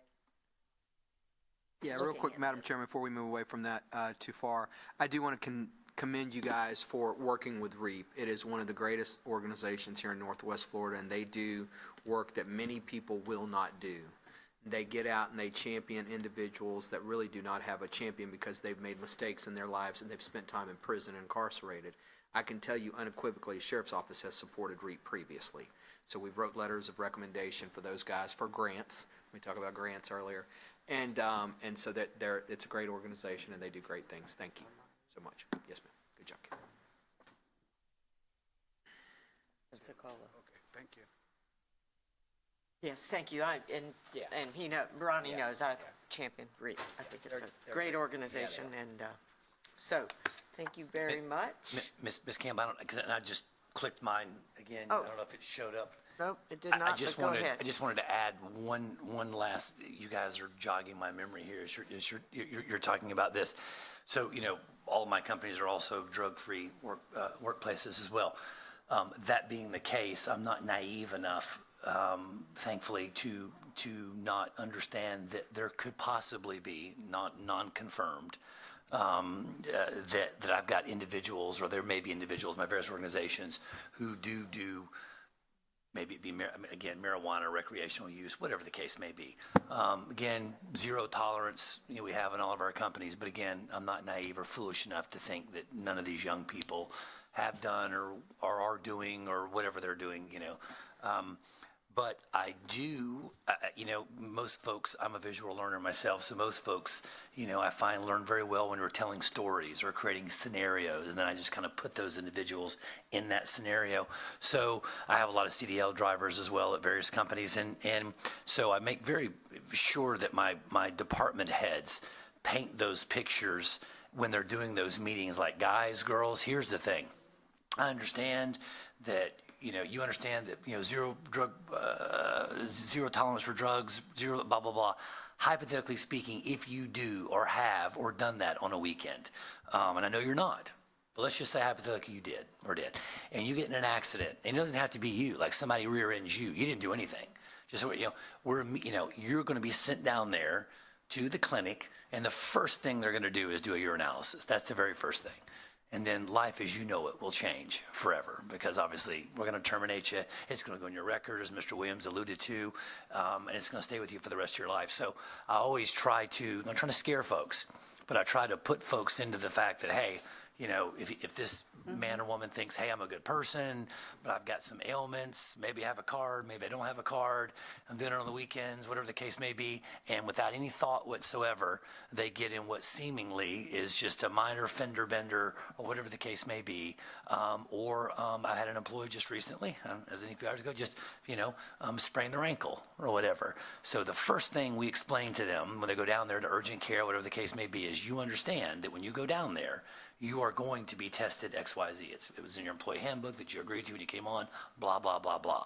So, but I think those are important. I'm sure you're doing it. If you guys aren't doing it, definitely paint those scenarios, because it could be a game changer, putting someone in a scenario, because first they're thinking, I'm not like that. I'm a safe driver. It's never going to happen to me. I'm not going to hit anybody. Those knuckleheads aren't paying attention to where they're going, and that's why they're hitting people. Oh, no, somebody hits you. Somebody pulls out in front of you, you are involved in the accident, we are going to send you down there. You are going to have to, you know, subject yourself to this test in XYZ. So I was told through the grapevine of various companies I've been affiliated with in the past that those words had some effect on some folks that may or may not have ever Definitely. tried that, and they said, man, I never even thought about that before. Never even occurred to me that, and I said, yes, life changer. So anyway, and then, of course, speeding. I'm beating a dead horse, our department heads here. But, I tell my CDL drivers, like, but I don't care. And of course, they know the rules. But if you speed in your own vehicle, that's going to affect, your deal. So it's whether it's our vehicle, your vehicle, if you're a CDL. Now, CDLs, I know when they go through the course, they understand that they can be the safest ECUA driver 5 miles under the speed limit. And when they take their hot rod out on the weekend and get a ticket, that's going to affect their job at ECUA. I'm sure they're, being reminded and told that as well, because I'm amazed at how many folks seem to forget that sometimes when we pull those DMV records on them, and we can no longer have them employed with us because we can't have them on our policy. So just maybe some more storytelling if that's not already being done in training. Thank you. That's all I have. Thank you, sir. I have no more speakers for this topic, but I did get my speakers cleared. Thank you. So I want to apologize to the CAC. I did not have a little trash can where I can delete you once you've spoken. But Lois does. So she's going to make sure that I now get a little trash can so that you can speak again and again and again. Thank you. Yeah, because Lois was like, you could trash can those. And I was like, what? No, I can't. I don't have a trash can. But now I'm going to have a trash can. All right. So, and I apologize that I didn't have one before. Thank you, Ms. Strokes. Thank you very much, Kim. That was a great presentation. And we now move to our last presentation for the day, CAC Budget Workshop Engineering with Mr. Stacy Hayden. And I'm going to ask the speakers if they will hold their questions to the end. And I'm going to. Okay. Thank you, Stacy. You are free to start.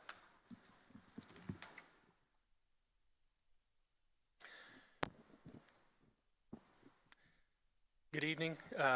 For those of you that don't know me, my name is Stacy Hayden. I'm the Director of Engineering here at ECUA.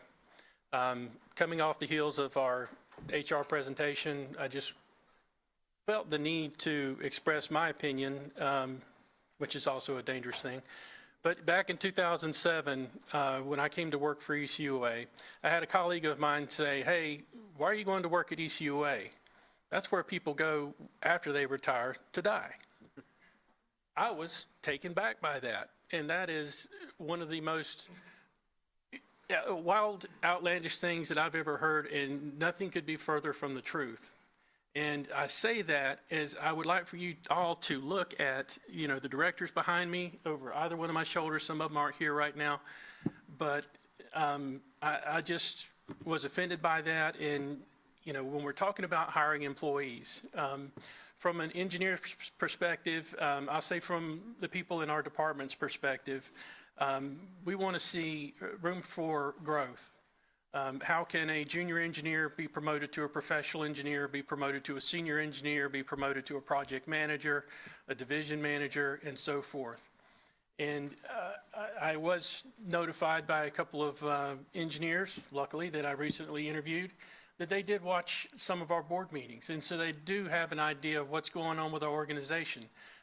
To me, that tells me that they're taking an interest, a genuine interest in our organization and what we do.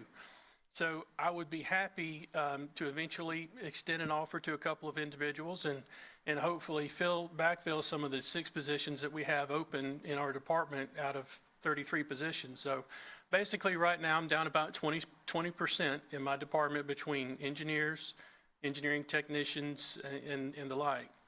So moving forward this fiscal year, I'm hoping to backfill some of those positions and to just let everybody know that, hey, for one, I'm not somebody that came here after I retired. I came here as a hard worker, a consultant, and that's what I expect out of each and every one of the employees in my department. And I know that that's what the other directors expect out of each and every one of their employees in their department. We are a hardworking organization. I'm proud to be a part of it. And with that, I'll begin my presentation. But I just something struck a nerve with Kim's presentation. So with that being said, the engineering department is responsible for the planning, design, and construction management of all upgrades, improvements, replacements, and extensions of water and wastewater systems. This includes the development of and recommendations for capital improvements and review and approval of line extensions like sewer and water main extensions proposed for new development. One of the goals for the engineering department is to ensure the appropriate growth of the water and wastewater systems and to ensure quality of new construction of extensions to ECUA's water and wastewater systems. We're also charged with the with providing the board with the information necessary to establish policies affecting the growth and upgrades of our systems and ECUA's ability to provide service. Lastly, the engineering department is also responsible for ensuring ECUA complies with the requirements and deadlines established in the FDEP consent order. The engineering department is divided up into 4 divisions. We have our engineering projects, which is mainly dedicated to sewer expansion, antiquated water main replacement, and some other miscellaneous projects that pop up from time to time. Our utility coordination division is just that. They coordinate with the city, county, and state organizations. We relocate our utilities as needed to accommodate bridges, roadway widenings, and things like that. It seems kind of odd, but in our utility coordination division, they're also responsible for lift station replacement, rehab projects, and lift station capacity reviews. And this is also where our inspection group is housed, is within our utility coordination division. Thirdly, we have our utilities development area, a division. They're responsible for, essentially for our permitting, what we call our single services and our system extensions, which you would commonly know as a condo or a housing subdivision and the like, that we have to, or excuse me, the developer has to extend their water and sewer lines to serve their development needs. Lastly, we have our wastewater infrastructure division. There again, they do a lot of sewer rehabilitation, replacement of pipelines, force mains, gravity sewer, et cetera, to comply with the FDP consent order. And, you know, we do a lot of cross-training within our department, so all divisions will typically assist with the permitting because we do have a large permitting workload, as I'll get to here in just a minute. And what I like to do is provide opportunities between engineers to do different projects. That way they don't get bored with, that's all they do is review permits all day long. They want to, they went to school to be an engineer, to design things, to manage projects. And, you don't want them, pigeonholed into doing permit reviews all the time. Key objectives for our engineering department: evaluate system needs and recommend projects to maintain and achieve adequate levels of service for all of our ECUA customers. We manage capital improvement projects from concept through construction, and we ensure that the design and construction of those system extensions are compatible with ECUA's master plan for water and for sewer and in compliance with the requirements of the ECUA engineering manual. Lastly, we provide a fair and impartial review in response to requests for service and plan submittals. So for these were the targeted accomplishments for 2024. These are just a few, and if you look at your goals and work plan provided in your agenda, it has some others listed, but I just listed 4 here for today. The first one is to improve the permit review process. Mr. Stevens and other board members have approached me and have gotten phone calls from developers from time to time. The permit process is tedious. It can take a little bit longer than what some developers would like. We are in a fast-moving environment, and we are kind of a dual role entity. And by that I mean we take on the role of DEP to permit water and sewer line extensions. We're also the review agency, or we're also reviewing for ECUA's interest as well. So a lot of people don't know that. In other areas of the state, DEP will have their own permit, and then the utility would have their own review process to go through. So at ECUA, we do both. So one of the ways that we want to improve the permit review process, we've already purchased some electronic review software that will track comments from other departments and bring them into one unified document. That ensures that we don't miss a reviewer's comments from one division to another, or one department to another. And we have evaluated several different software suppliers for solutions for permitting. We've gotten mixed results, but the bottom line is I haven't found a good one that fits our needs for a fair price. There are some really nice software permitting programs that run from $80,000 to $120,000 per year. We only do 100 permit applications for system extensions and 100 single services per year. That's outlandish to pay that much for that system or for that review software. What we're looking at is ECUA has a license set up with Esri, which is basically our GIS program software. They offer a solution, and what I'm doing is meeting with those individuals that represent Esri locally, our local vendor, and looking to see what they can do to implement their solution to us. I've reviewed it. It looks promising, but that's the direction I'm heading at the moment, and we'll provide more information as we move along in the process. Excuse me. Can I ask a question? Yes. Just a thought. I mean, we have a great IT department. We have a great engineering department. Do you ever collaborate between departments and say, can you come up with software that meets our need that we do on a repetitive basis? And if they couldn't we patent it? You know, if we charge $50,000 and the going rate's $100,000, pretty good revenue stream. Good job. I love it. I mean, I mean, if that software is that expensive and you have what's needed, they know how to Build it. Yeah. It'd be like Gatorade is to university. Yes, sir. Fund all kinds of things.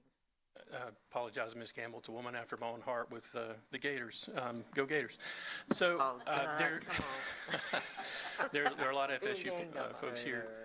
It's funny you mentioned that. My Government Online is an entity that I believe did just that.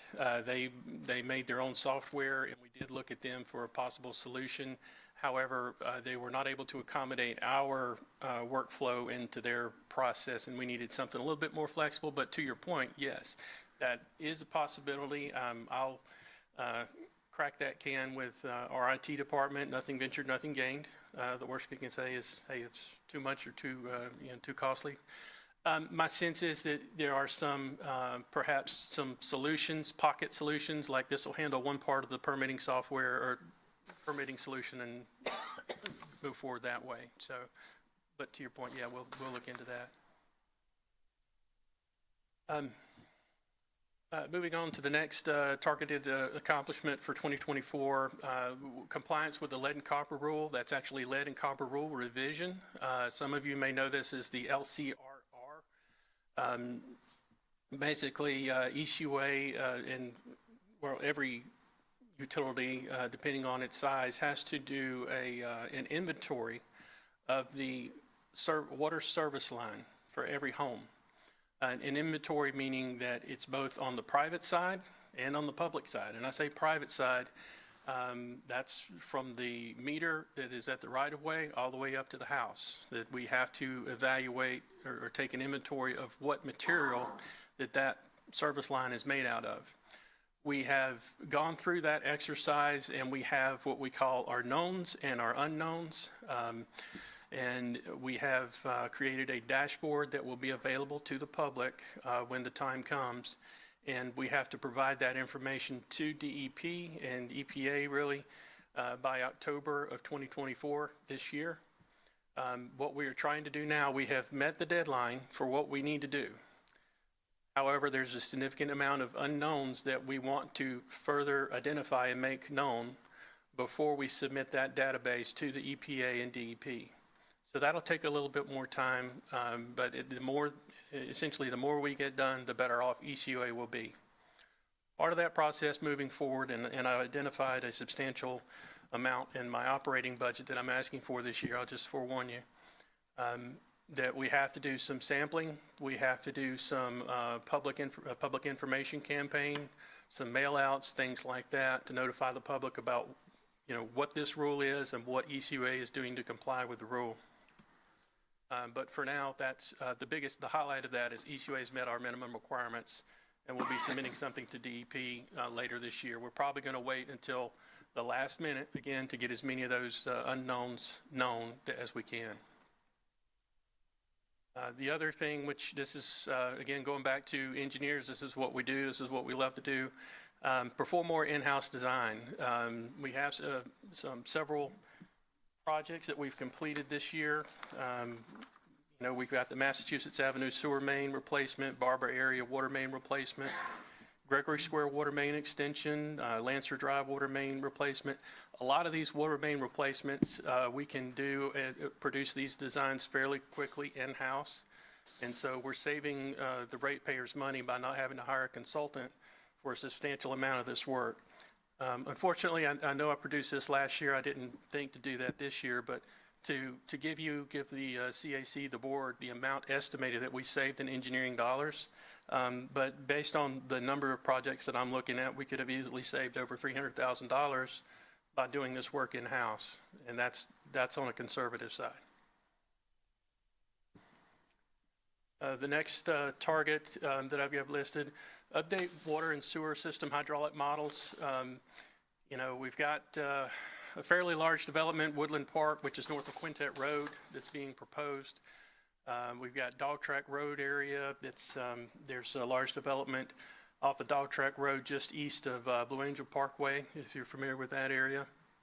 The Helms Road here, I've got that, I have an incorrect statement there. Helms Road area complete with the water main modeling. We're actually working on that now. There are a couple of large developments in that area of Helms Road and Mobile Highway that are wanting to come in, but there's a significant amount of water main upgrades that are needed to accommodate their development, and we may be looking at some cost sharing there. What I'm doing is working with a consultant to look at that through a water model to determine what size water main we anticipate the needs are for now and for the future. And lastly, which is a big political hot potato, and it's a hot potato for us, is the OLF8 area. Right now, there's a large development or a bid right now for from Chavers, and I can't remember his partner there. But that would be for about 800,000, yes, sir, for about 800,000 gallons per day average. That's just for basically the southern half of OLF8. And the county has basically said, let's go by the old land development plan for that area. So the northern half would be light industrial. Well, none of us here, I think, could say what exactly light industrial means for a flow rate. So we're putting in some assumptions. They're pretty conservative there to accommodate flows from that area for water and for sewer. You'll see some of our projects for this fiscal year and for next fiscal year have to do with the development in the OLF8 area, namely the water main on Frank Reeder Road, as well as the Divine Farm Road well that we're working on as well. I should say that Water Productions are working on the well. The engineering department is working on the water line, transmission main. Some accomplishments, high points for this fiscal year so far. Again, we're still midway through the year, but we did prepare applications for the state appropriations and provided support to our executive director and to our lobbyists and to our state officials. Very happy to say that through our combined efforts, but more so with our executive director and our lobbyists, that we were successful in getting $950,000 towards our Pensacola Beach reclaimed water system. So that's good, considering that the construction costs are significantly more now than they were pre-COVID. Secondly, we have the Godwin Lane Sanitation Transfer Station. We got $3 million for that. And I think one of the questions earlier was, how many grants did we apply for? I know we applied for at least 4. One was from DEP that the project escapes me, but I know we applied for another one. It was for sewer rehab of the Carpenters Creek area. And we're also applying for that right now, hand in hand with the Perdido Estuary, Pensacola Beach or Pensacola Bay, Perdido Bay Estuaries program. They have a large effort to get a grant for work along Carpenters Creek, and we're going to hopefully jump in with them on that and get our sewer rehabbed at the same time they're improving the drainage and bank stabilization of that Carpenter's Creek.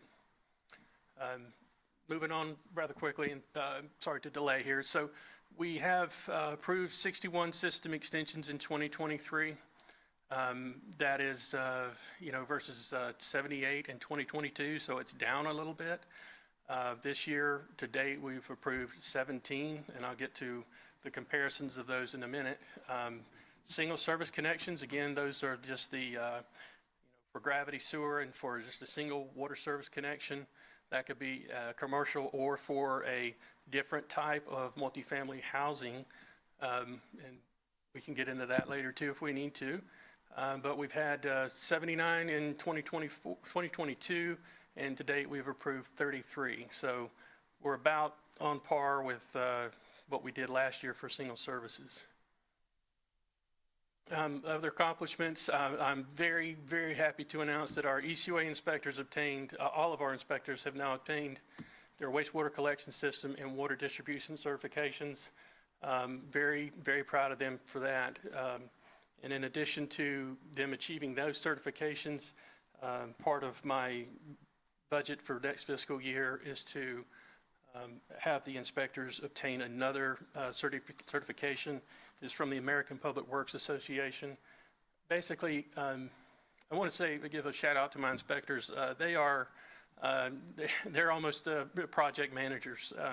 We're working pay requests, contractor questions, questions from the public. A lot of the questions or complaints that we get from public are headed off by them before they even make it to me. They do a fantastic job, and couldn't give them more kudos if I tried. Very, very proud of them. The completion of projects associated with the FDP consent order. We are moving forward to Mr. Williams' question.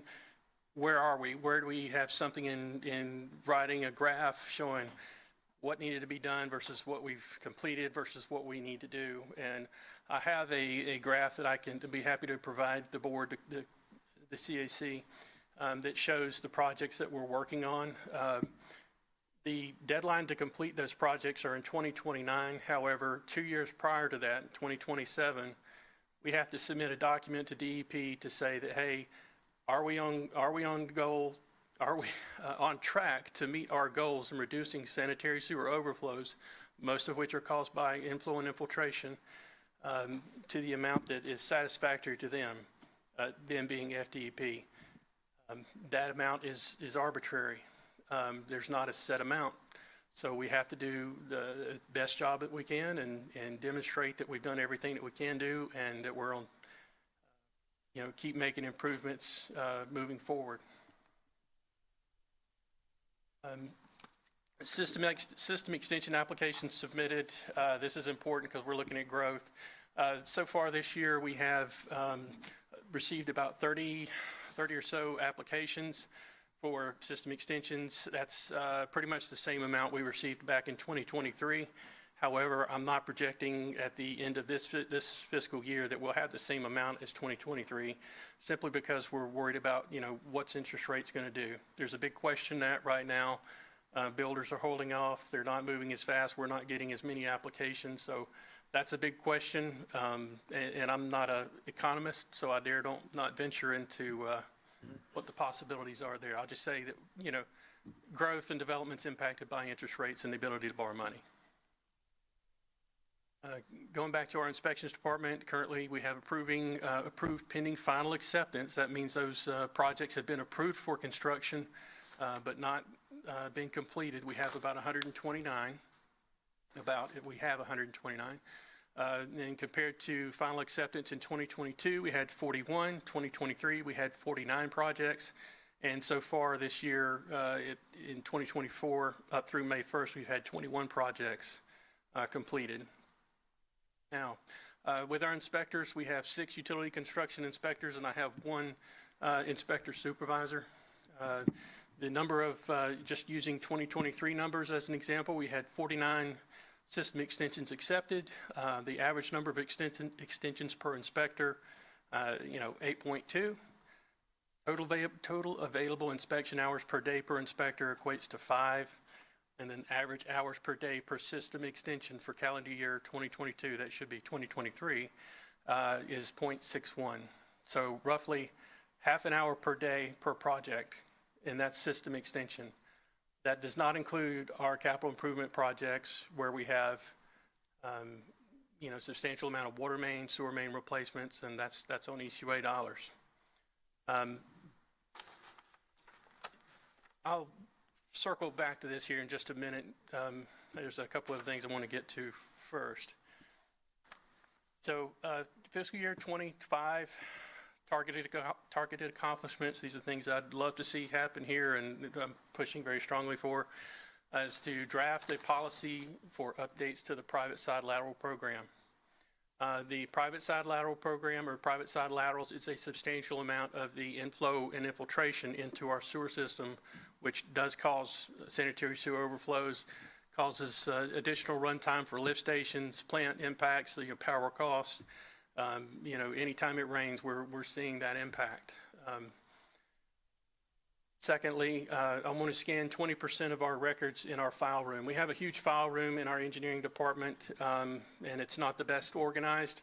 We know where we can find stuff, but sometimes it may take longer times than others.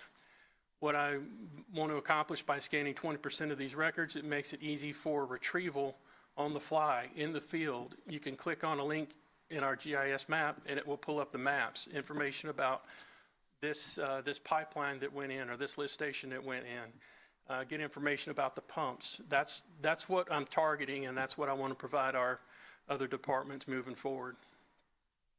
Perform more in-house design. I guess that's a no-brainer. We save a lot of money for those projects that we can do in-house when we have the time to do it. Additional inspector training certification, that's what I was speaking of earlier. I would like to have all of our inspectors earn the certification. It's just a general utility contractor inspector certification. As I steal employees from our regional services department, I just want to make sure that they get the training necessary so that they're not being put in a bad position in the field, that they know it's a more organized fashion, and credit to the inspectors. Continuation, revision of our sewer expansion strategic plan. Well, first, I need to provide the board and the CAC with a sewer system or sewer expansion strategic plan. I'm fully aware that that needs to happen. We are working on that. We have some of the background or the backbone elements of a plan, namely like a matrix, decision matrix of, hey, this is an environmentally impacted area, water quality control, that kind of thing as a basis for that strategic plan. And then lastly is the engineering manual update implementation. And I say implementation because, the engineering manual, it has got to get done, and we have been working on that, but sometimes competing priorities come up and we have to shift our focus to other things. When I say implementation in fiscal year 25, that's based on, hey, look, I want to have at least the draft complete and out to review by the Home Builders Association, the consultants, the contractors, and everybody that has to use this engineering manual, all the stakeholders, that's what I should say. And so what this boils down to for our operating budget, for the engineering department's operating budget, is due to the number of inspections that we have for system extension CIP projects, we're going to bust our 24-year budget for overtime, which we had for $50,000, and I'm asking for a 30% increase for that for fiscal year 25 in the amount of, to total $65,000, so that's an increase of $15,000. And the biggest one here, this is support services. We are looking for $300,000 more in support services, and this would be attributed to that lead and copper rule revision, where we have to send out mailers, we have to do a PR campaign for ECUA to let the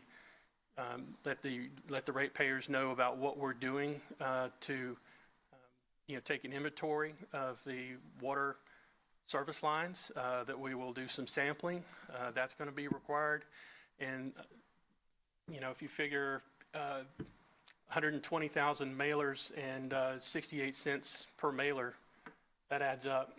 And we could probably do a couple of the mail-outs with that $300,000, but we also need to do some request assistance from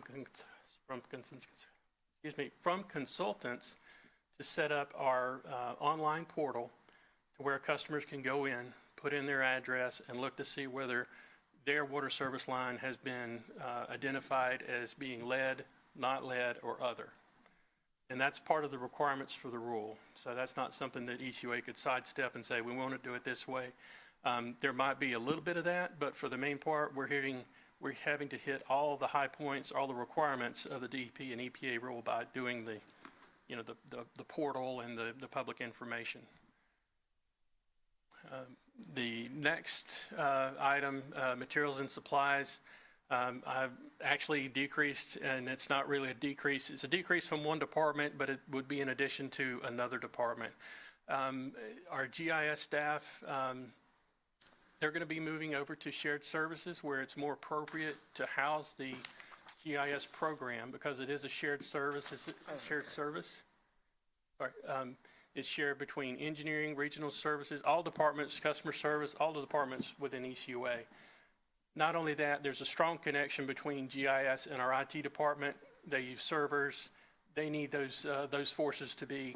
It's a better tactical position for those staff. So, at the executive director's position, we're a direction.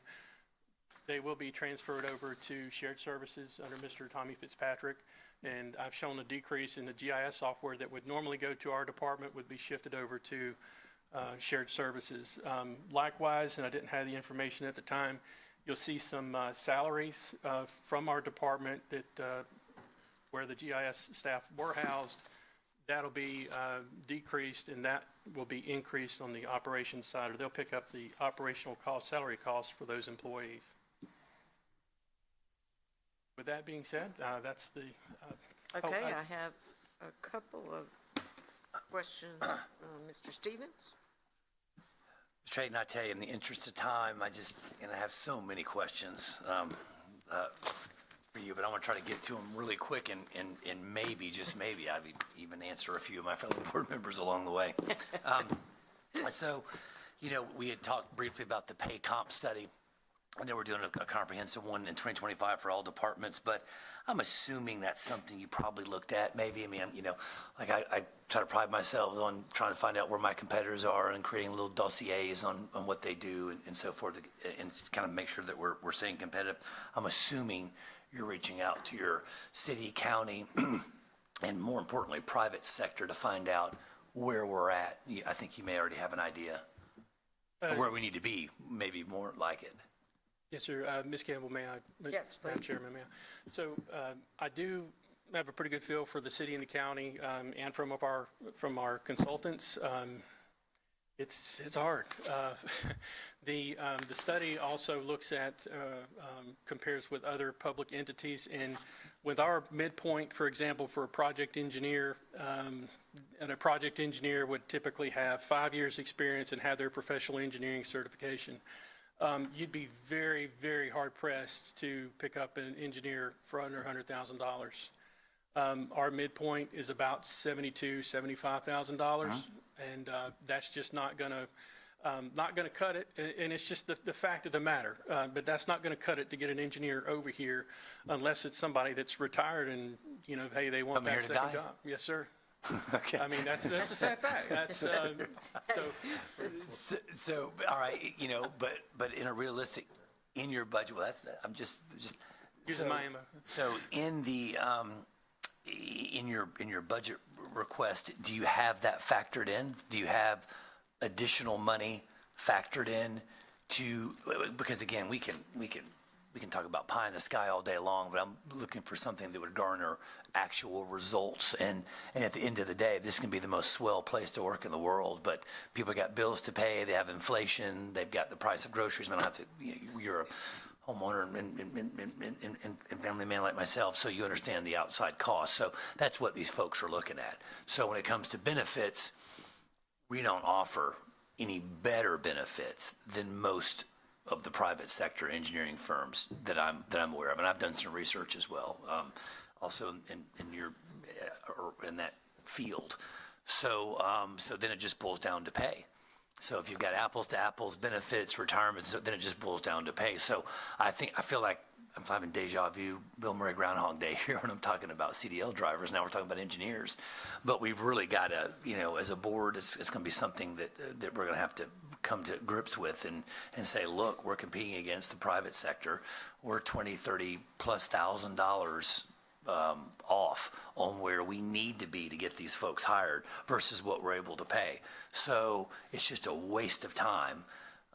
That's the most politically correct analogy I can use here right now on some of these, you know, marketing and advertising. When at the end of the day we get this young man or woman in here and we're saying, here's what we're able to offer, and it's just not competitive. So we're not solving that today.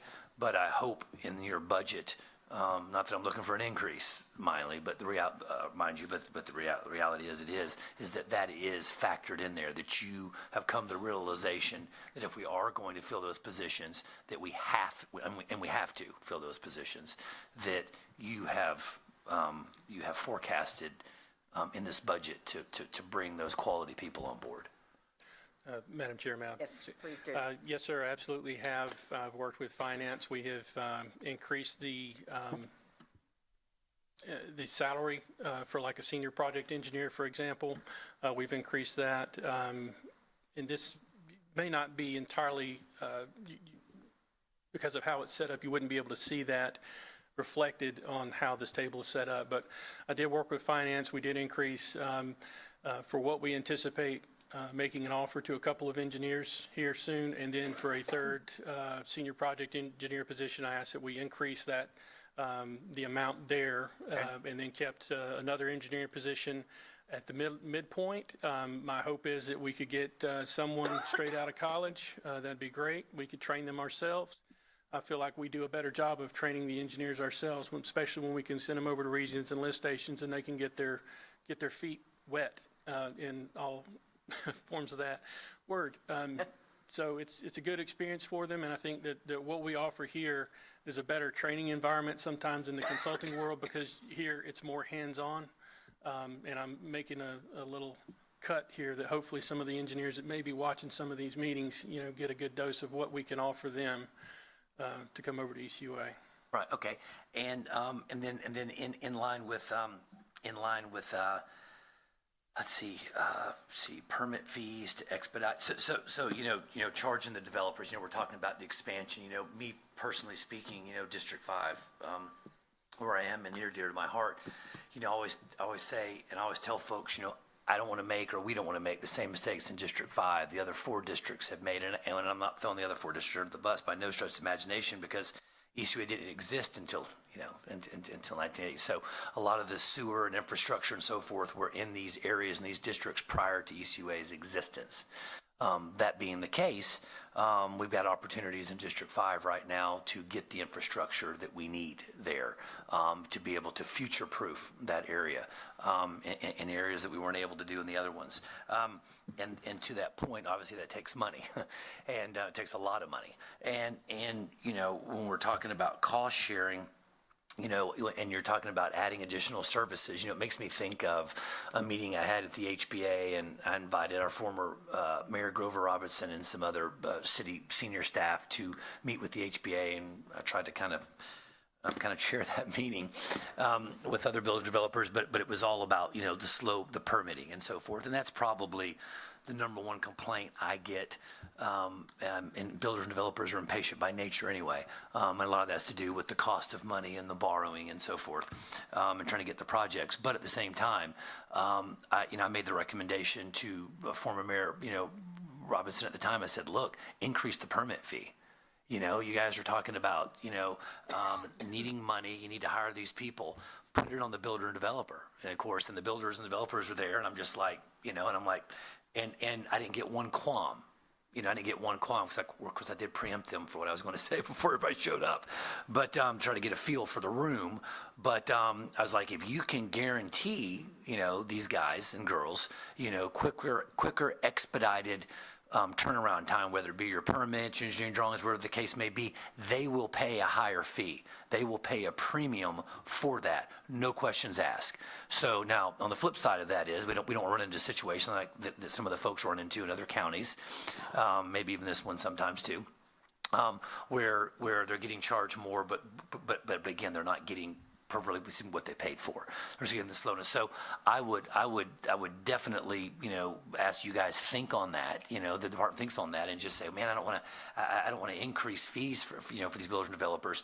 They don't mind paying it as long as there's commensurate service, and that may help with some of these positions and some of the filling. So we're not putting that on the back of maybe the individual, but maybe the individual. Everybody talks about growth, paying for growth, and so forth. But it's got to be a two-way street.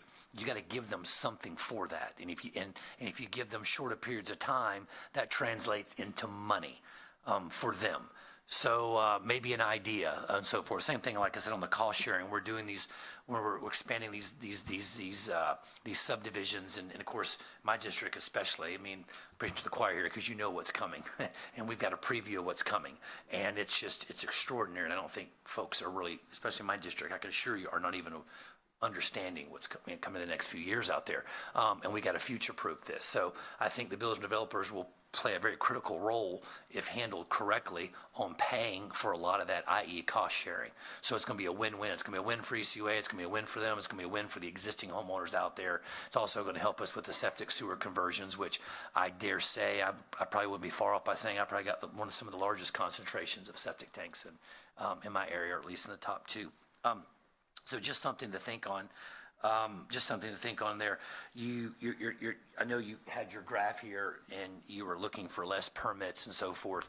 I can't speak for how many permits. I can tell you, you said you're not a forecaster when it comes to developing and so forth, nor am I, contrary to what a lot of folks in this town think when they call me and ask me my opinion on building and developing. But I can tell you that multiple builders, and your big ones, your regional ones, are having record quarters right now. Mm-hmm. They've had their best, one of the builders that I work with quite frequently, had their best March, their best April, and are on track to have their best May in the history of the company. So I talked to the Lennars and the Hortons and these guys. So the challenge right now is just with encumbrances, and ECUA just being one of them. And again, doing our job and our due diligence and so forth, it takes time, right?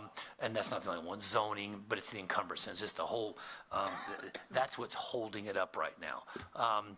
Because the demand is extremely high. And, if we were like Arkansas, where you could go buy a piece of land and have it developed in your first sewer pipe in 8 months from the time you purchase it to the time you get it, and we're not there. But you'd see a lot more of that. But the challenge right now, it's new construction. So I want to caution us on looking at some of these charts. When we're looking at your budget thinking, hey, we're not going to have as many there, and you're getting a forecast on that based on how many permits are being submitted to you, and you're getting kind of a preview on. I'm looking at it from folks sharing with me on these plots of land and what their ideas are, mergers and acquisitions and so forth. And I'm looking at the large tracts of land being purchased right now with the intent of developing it, and it's coming because they have no place to go. I mean, you've got no one's trading in a 2 or 3% existing mortgage right now for a 7 to 9% if they can get one on a new construction. But at the same time, you got all these cash buyers moving in here. So I think it's more along the encumbrances holding up the permitting than anything else. And then I do I can tell you, personally speaking, as we get further along on the various departments asking for more money, and again, I get it, because everything, I try to explain this to folks all the time, you're paying more for gas, you're paying more for fuel, you're paying more for eggs and milk, and so are we. Maybe not those quite exact services, but for sure the fuel, right? So it doesn't change, but when you go and you're asking for a 333% increase on shared services, I personally would like a very, I don't need this second, a very detailed explanation. And you alluded to some of it in your presentation, and I'm sure you were reading off a chart, but I would want a very detailed breakdown of, because that's probably one of the largest percent increases you've asked for a department. So that's pretty stout. I do like, you may have a career in politics, I do like how you went 5% decrease on the very next one. So that was good.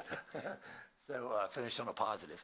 But I would like I said, just a more detailed explanation, wrote down when I'm trying to digest that large of an increase, where I can kind of maybe explain it to some of the folks or residents that are going to be asking me about it. I can say, hey, look, here's the breakdown.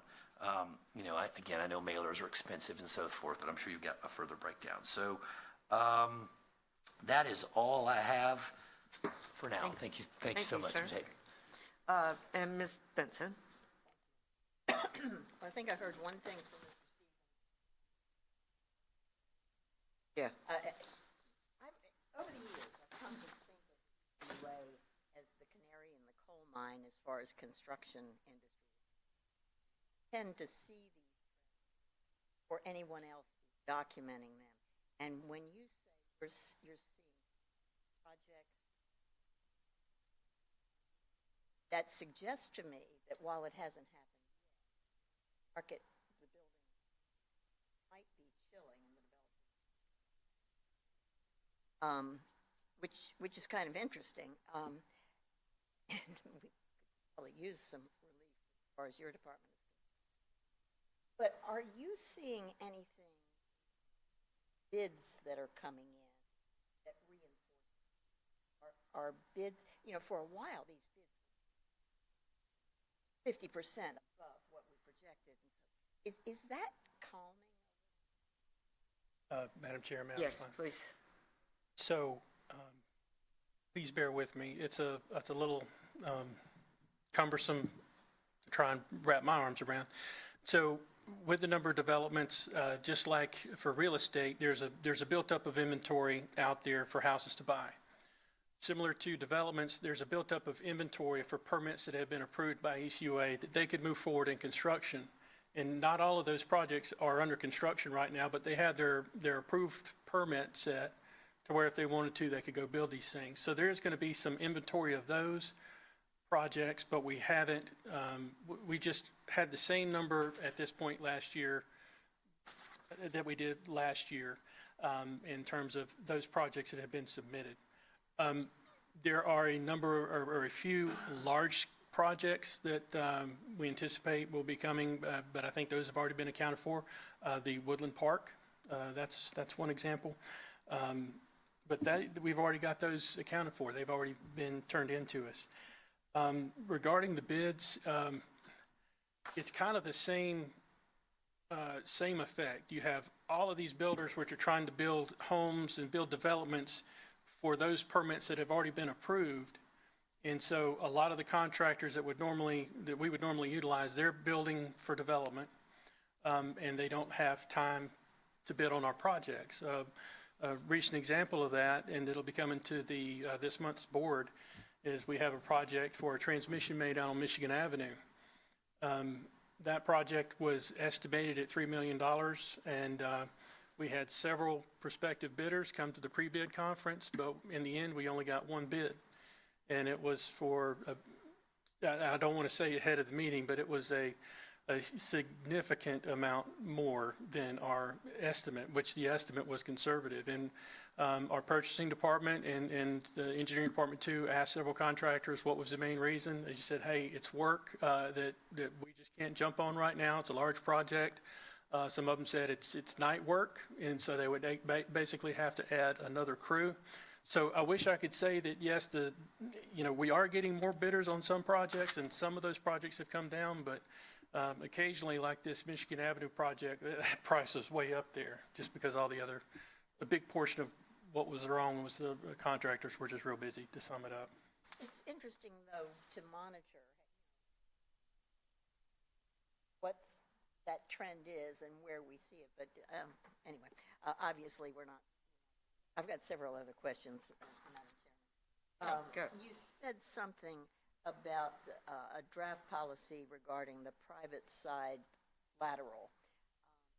Are you suggesting that maybe us paying for the private side grades, that will be a pretty big change? my envision of this policy, which is yet to be drafted, but we have approached the city, we've approached the county to have a program with them such that whenever a home is, 10 years, or you would get issued a certificate after your lateral has been inspected, and that certificate would be good for 10 years. Your lateral, your private side lateral would be inspected and then given that certificate, good for 10 years, and then that would happen as the home would be sold, or if there are any renovations exceeding X dollar amount or type of renovation, like you're renovating the sewer, adding on a sewer system, or adding on a room or a toilet or something like that, where your sewer system would have to be inspected. But the city and county, there's a lot of, it's a political football for one, and it's a difficult thing to, for those entities to work together with ECUA to, for lack of a better term, to police. It seems like ECUA would perhaps be in a better position to, because we have the accounting, we have, whenever the customer comes in to get their service, to turn it on or whatever, we have the means to track that information, maybe with some additional resources. I'm not saying that we could do this with our existing resources, but look at a program like that, certificate program. It's something similar. I didn't make this up, but other utilities, I don't want to mention California, but California, Central Florida, they have a program similar to this. Other utilities throughout the nation, they have a similar program like this. So it would be modeled more or less in line with that. But it's, how do we want to attack the private side lateral issue, which is, it's not getting better. So. But that sounds like an interesting approach. We would be doing the inspections and.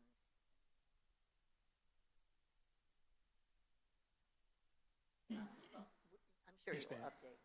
Okay, so I've got one other issue, and I've been noticing for years when we had our meetings, would regularly have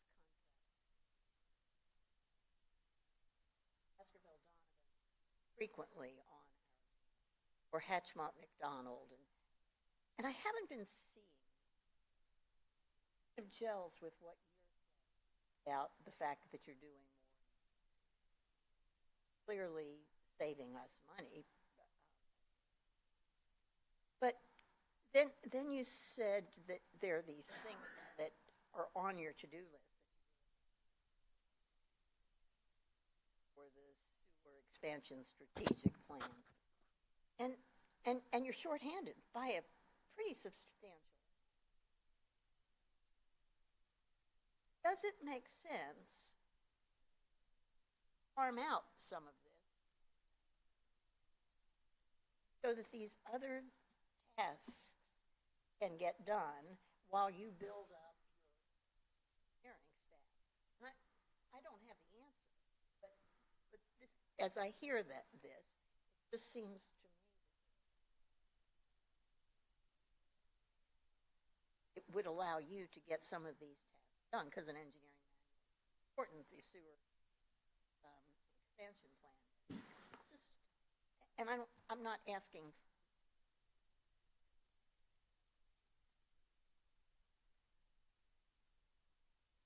May I respond? Yes, please. Ms. Betsy, you make a very valid point, and one of the factors that goes into whether we do a design in-house or not is, one is, does it involve utility coordination? Does it involve, have we had multiple repairs on a line? Some of those, like Barber Manor water main replacements, that was an area where we had 6 breaks, I think, within a year. And so we were like, look, if we get a consultant to do this, they can do it, but it's going to be, put away the money side of things. It's going to take us a month to negotiate a contract. If it's over $100,000, need to bring it to the board. So 3-4 months later, we finally get started on design, wherein if we did it in-house, which we did, 4 months later, we're advertising, we're actually bringing it to the board for construction. So one is timeliness, 2 is priority on some things, but it's an extremely valid point, and I appreciate you bringing that up. But yes, there's that priority of the engineering manual, and that does take precedence. But when we're looking at multiple water main breaks and that kind of thing, we just really want to push those along. That's normally why we would do things in-house in addition to the cost savings, but it is a good point. We'll take that into consideration.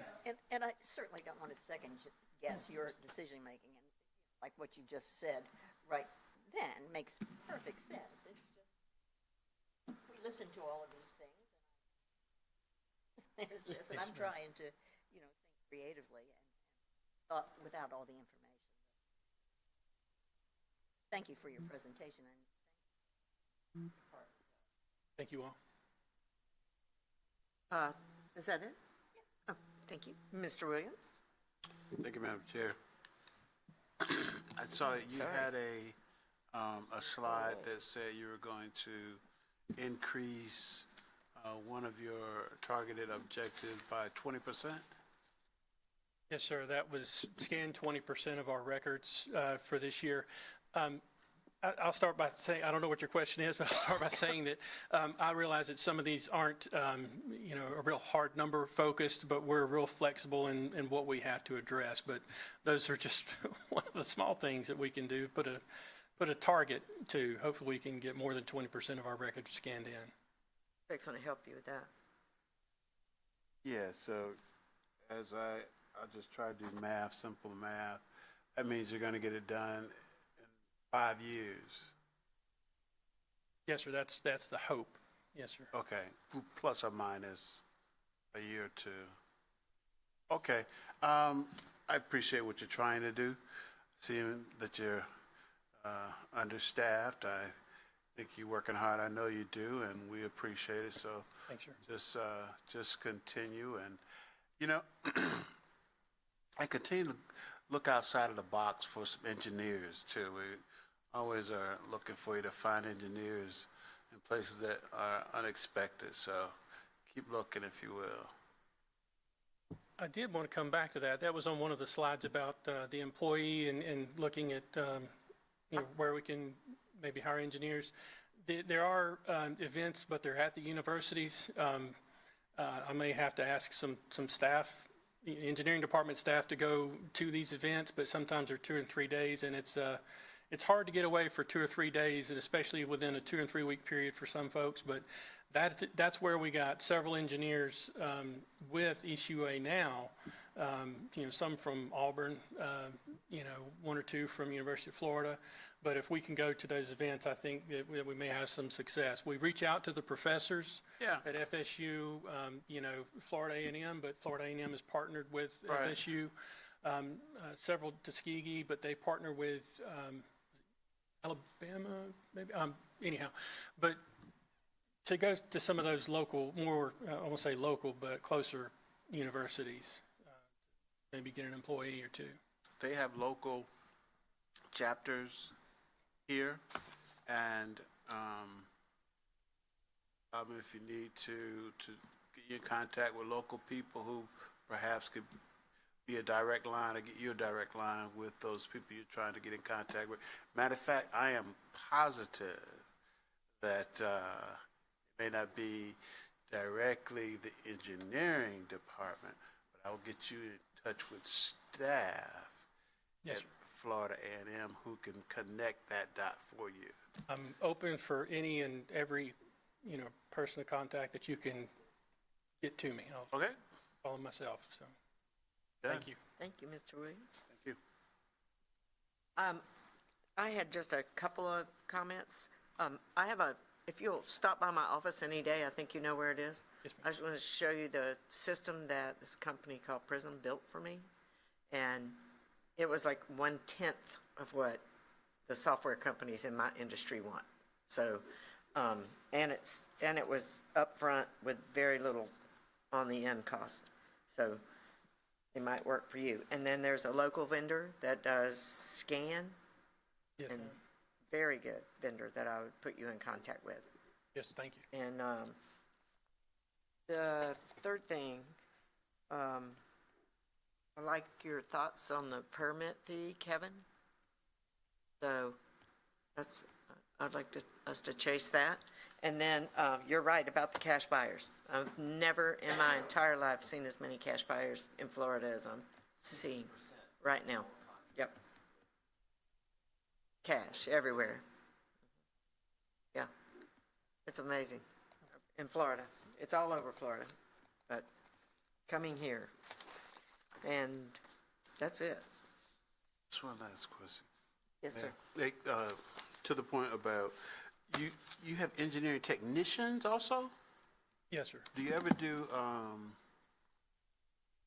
tours, or maybe not tours, not the right word, but somehow bringing people by engineering to kind of give them an overview of what it is you do, who may be interested in becoming an engineering technician or even pursuing an engineering degree in the areas that we work on at ECUA? No, sir, we don't, but that's a very good idea. We could open that up. I know that when HR was at Tate and Lachlan and some of the other places, I think Lachlan actually offers the engineering program.